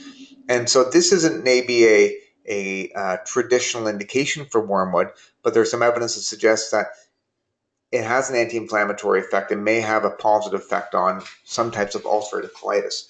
And so I would consider using that in a formula for some kind of inflammatory bowel disease with other herbs as well.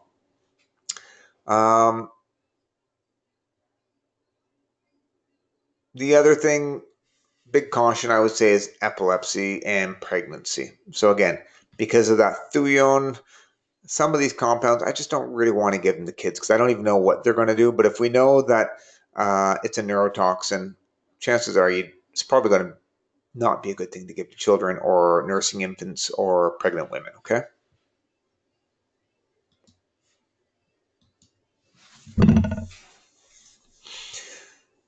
So I would say most of the herbs that I've discussed so far, you could take them daily. There's certain cautions associated with them. Now, chicory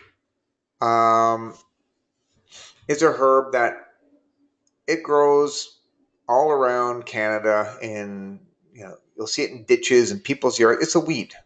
It's a common weed that grows in Canada. It also grows throughout Europe, grows Middle East. I'm assuming it grows in Asia. It probably grows everywhere around the world. Okay, and historically, the roots were gathered and roasted and used as a coffee substitute because it has a nice bitter taste associated with it. So it kind of has that robust bitter taste that coffee does, uh, but doesn't have the caffeine in it. And back in the days where coffee was expensive and hard to get, a lot of the coffee may have been adulterated with chicory to kind of bulk it up a bit and make it so that you could save some money because chicory was cheap and coffee was very expensive. Now coffee is getting more, it's so widely available, it's pretty inexpensive. And chicory is more of a novelty. So often chicory now costs more money than that coffee does. But anyways, so chicory can be consumed as like a coffee substitute, as a nice bitter decoction. And when it's roasted, it's quite pleasant. There's also a few different varieties and also species of chicory that are used in salads. So when you look at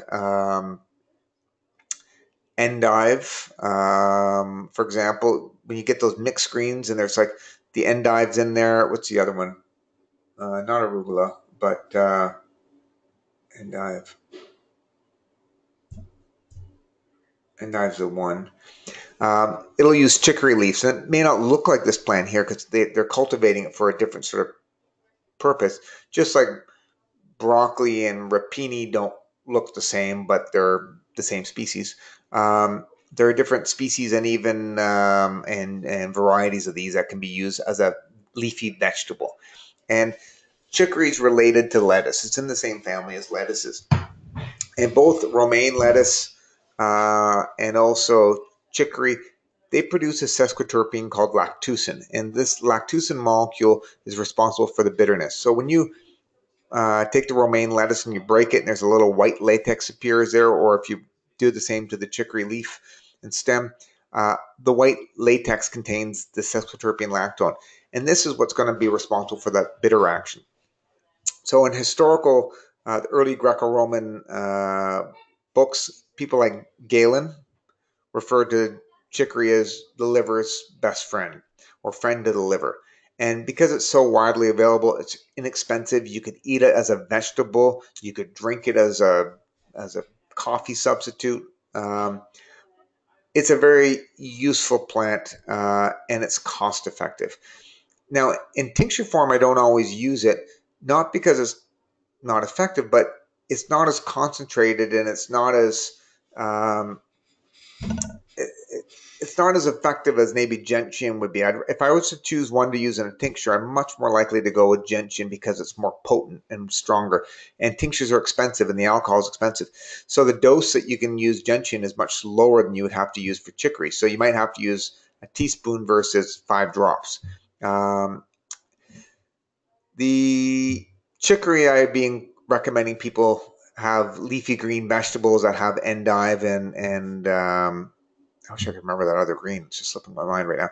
In it, or maybe do it ground coffee as well. One of the things that you'll also see with chicory is it's an additive in a lot of foods, and they'll have chicory root in it. Now, one thing I didn't mention the phytochemicals because, in addition to the sesquiterpene lactones, there's going to be flavonoids. There's going to be a whole bunch of other different things in there. It also contains a compound called inulin, and inulin is a type of non-digestible carbohydrates of fiber, and it's often added to foods for various reasons. If you read on the label that it contains inulin or chicory, now inulin's not just in chicory, it's also in other things as well. But inulin can act as a prebiotic. So if you are consuming chicory root as a tea or as an ingredient in something, you might find that you produce more gas with it. So your gut bacteria can ferment the chicory and produce a lot of flatus from it. Flatus is just a nice way of saying gas. And so I know some people can't do, let's say, certain ice creams or yogurts or whatever it may be that are dairy free that have chicory in it because it produces gas. If anyone eats enough inulin or chicory, they'll produce more gas, but some people are very sensitive to it. So if someone comes in and they're complaining they have a lot of gas, look for the chicory and inulin in their diet and see if you can find that out. Okay. Chicory historically has also been used as a digestive tonic.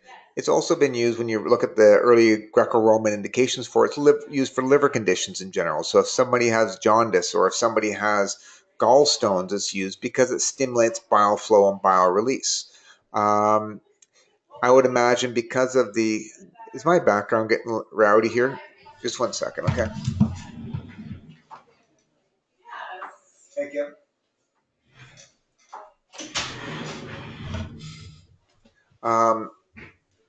So sorry about I had to get them to settle down out there. So the other thing is that in general it has that hepatoprotective effect because it contains flavonoids, and probably the lactucin has some anti-inflammatory effects as well. Because of these bitters will work on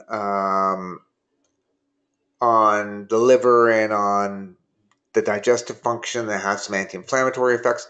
Again, it's used as an alterative. So it's a blood cleanser, not a major indication. Now, there are research studies that suggest that it has some antimicrobial effects, but it's not going to be a primary indication for it. Like, I'm not going to choose chicory root over golden seal. It's just not that strong an antimicrobial. It's I think it could be useful. Certainly, I think drinking chicory tea on a regular basis would be, would have some antimicrobial effects, but it's not like a good potent one. So again, just because it has that indication doesn't mean it's going to be my first choice for it. Okay. So dandelion is a lot like chicory. Common weed grows all around the world. You'll find it everywhere. Uh, like chicory, the root is often roasted and consumed as a tea. The leaves are eaten as a vegetable, so you can buy it at your local grocery store. You can buy cultivated dandelion leaves. You can go into your front yard, pick some and eat those if you wanted to. When you break, if you've ever picked dandelion flowers, it produces a white latex.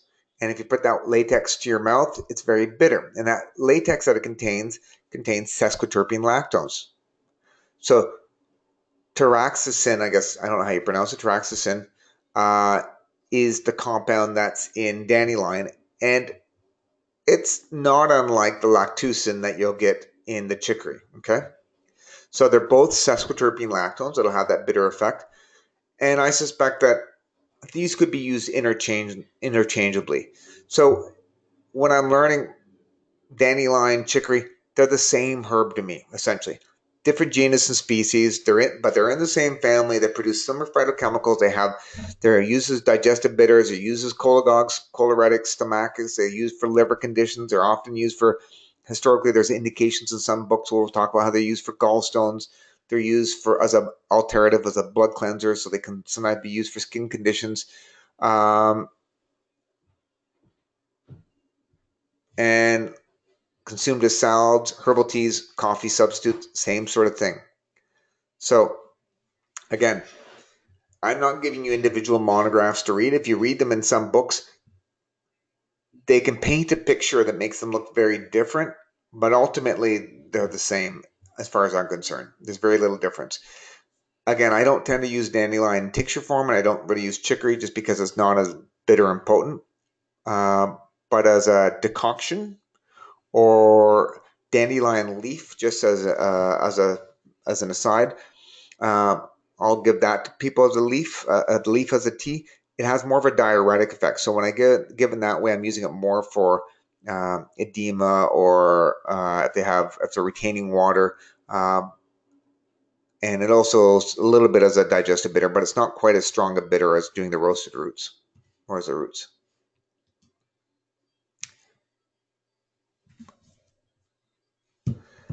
Now, a great herb slash plant or food is globe artichoke. When I think of one indication for globe artichoke, I think of cholesterol. It inhibits cholesterol synthesis, and it also is loaded with flavonoids that help to protect the arteries and help to protect the liver.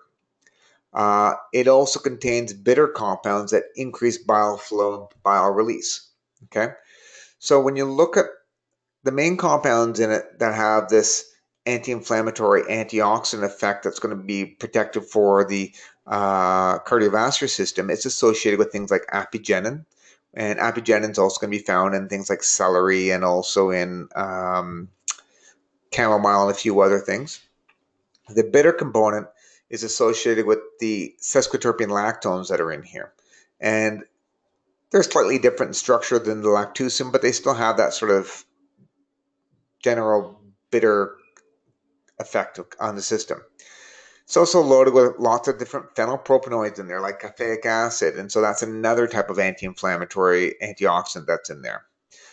It's loaded with phytosterols, and maybe those are some of the components that are responsible for inhibiting cholesterol synthesis.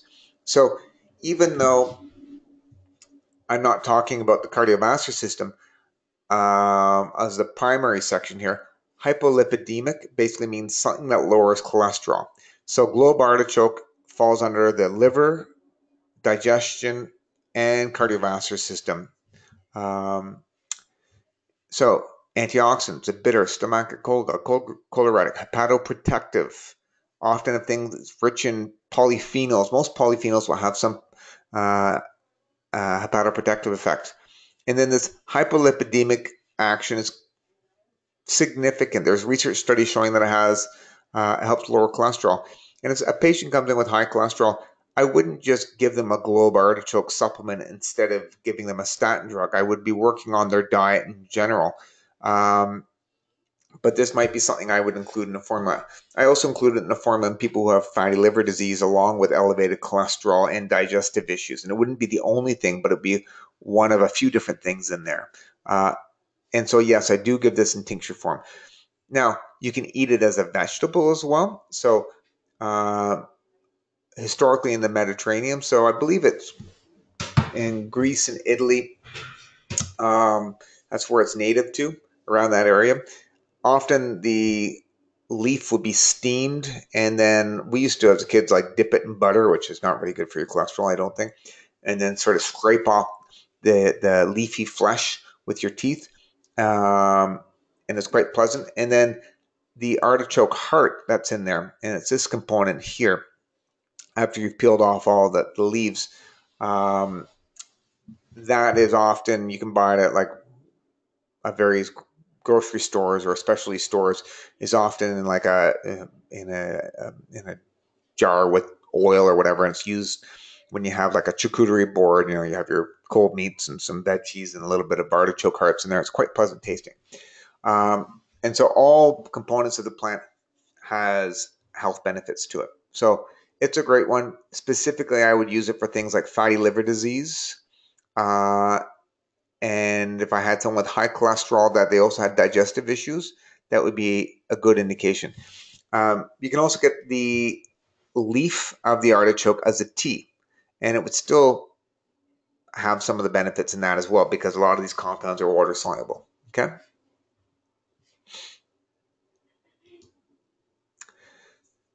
Now, chamomile is in the herbal tradition. I would say the German herbalist, chamomile has probably the greatest affinity for the stomach. So anyone with any kind of stomach ache, gastritis, or any kind of cramping pains in the intestinal tract, chamomile would be a great herb for that. And so its main action, I would say, as in herbal medicine, would be as a vulnerary. It can be used both internally and externally to help with wound healing and ulcers. And so chamomile may be a component in certain creams that would be used for eczema or for some kind of irritation or inflammation of the skin. As I mentioned, because it's a vulnerary, it has that anti-ulcer effect. It also has carminative properties associated with some of the essential oils in it. And as an antispasmodic, if there's cramping pains, let's say if you have a colicky child, so children with a lot of digestive gas and cramping pains and they're crying, they're miserable, you give them an antispasmodic herb for that or a carminative for that. And the antispasmodic action isn't associated only with the essential oils, but it's also associated with the apigenin, which is one of the flavonoids. So it's been shown to inhibit contractions of smooth muscles, and it's an important flavonoid. In addition, anti-inflammatory, antioxidant. As I mentioned earlier, chamomile, it's not the major indication, but it does have that indication, especially with children or infantile diarrhea. Chamomile is a useful herb for that. And I find my daughter will drink chamomile tea if I give it to her. If necessary, add a little honey to it. But it's not too offensive. Sometimes I'll mix it with peppermint.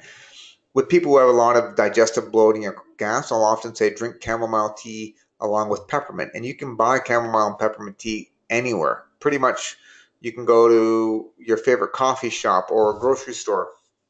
It's widely available.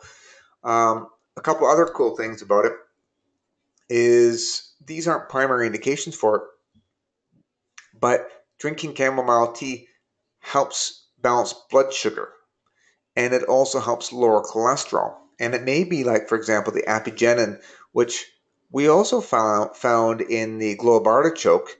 And we know globe artichoke is primarily used for lowering cholesterol. it may be the apigenin that is found in both the chamomile and the globe artichoke that's responsible for this cholesterol lowering effect.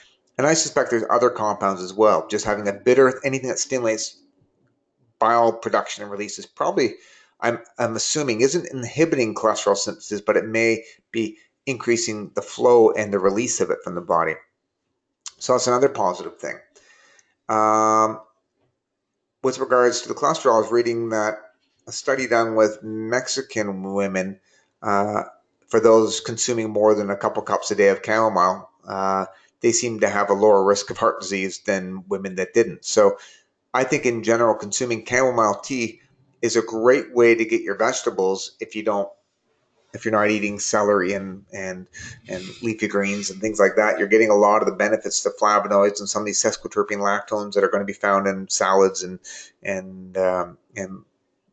a plant-based diet in general will be found in drinking chamomile tea. So I've recommended to diabetic patients, people trying to lose weight, people with digestive issues, and it's very gentle. There's no risk of harm. And with kids, it's great. So it's one of the classic remedies used for whiny, colicky babies and children, because in addition to helping decrease cramping pains and indigestion, it has a very gentle sedative effect. And so it's been used as an anxiolytic. And so there's a clinical trial showing that it does help. It helps with anxiety and for patients coming in with anxiety, just letting them know, say, look, if you're feeling a little anxious and it's, let's say a mild or moderate anxiety, just grab a cup of chamomile tea at the local coffee shop, or like you can get this anywhere. So you can even get it, at Tim Hortons if you had to. Pick up a cup and mix some peppermint in there and just drink that, whether it's placebo or not. Just having something that you can pick up anywhere is nice to know that it can kind of take the edge off. And a lot of people, a very mild sedative is all they need. They don't always have to jump to hardcore like anxiolytic drugs like Valium or other things. So it can help with sleep and with anxiety as well. I think I must be getting close to, yeah, I went over here. One last herb I'm going to mention, and then we're going to stop, is yarrow. So yarrow, or Achillea millefolium, is in the same family as chamomile. It's in the Asteraceae family. It's a lot more bitter than chamomile. It doesn't taste exactly the same, but what's interesting is the sesquiterpene lactone matricin, which you find in chamomile tea, is also found in yarrow. It also contains apigenin, the same flavonoid that's found in chamomile is also found in yarrow. When you look at a lot of the indications, it's very similar. It's a vulnerary, it's a bitter, it's a carminative, it's an antispasmodic, has some antidiarrheal properties. So in a lot of ways, chamomile and yarrow are very, very similar. Now, historically, yarrow was used by the ancient Greeks. It was applied topically for wounds. And so it was one of the plants used on the battlefields. And you just take a poultice and you just squish it on your wounds, and it would have an antimicrobial and help to arrest the bleeding. And so that's one of the indications why it's useful for ulcers, both topically and internally. It's also sometimes used in a lot of the digestive tonics that you buy, let's say at the LCBO, could have yarrow in it.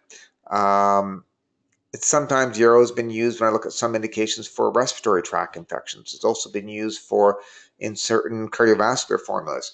And so I wouldn't be surprised if all these various things have anti-inflammatory, antioxidant, probably has some antiviral properties as well. So although chamomile and yarrow are different herbs, because of the phytochemicals and because of their actions, I consider them to be very similar. So I'm less likely to recommend both of them to someone, or maybe if I do recommend both, I'm going to be expecting some overlapping constituents and therefore overlapping actions. And so I'm more likely to have a cumulative effect when I'm compounding with these two than I would having like a synergistic effect, okay?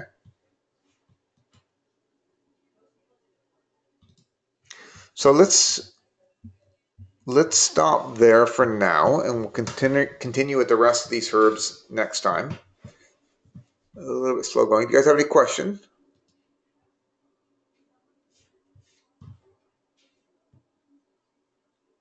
So we'll finish these herbs next week.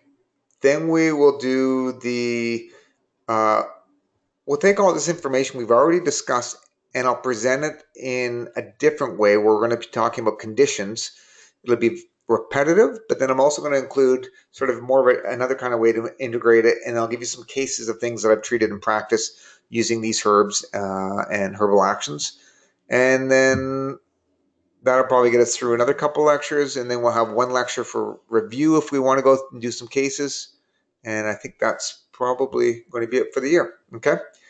So if you guys have any questions, please let me know, and we'll talk next week. Okay.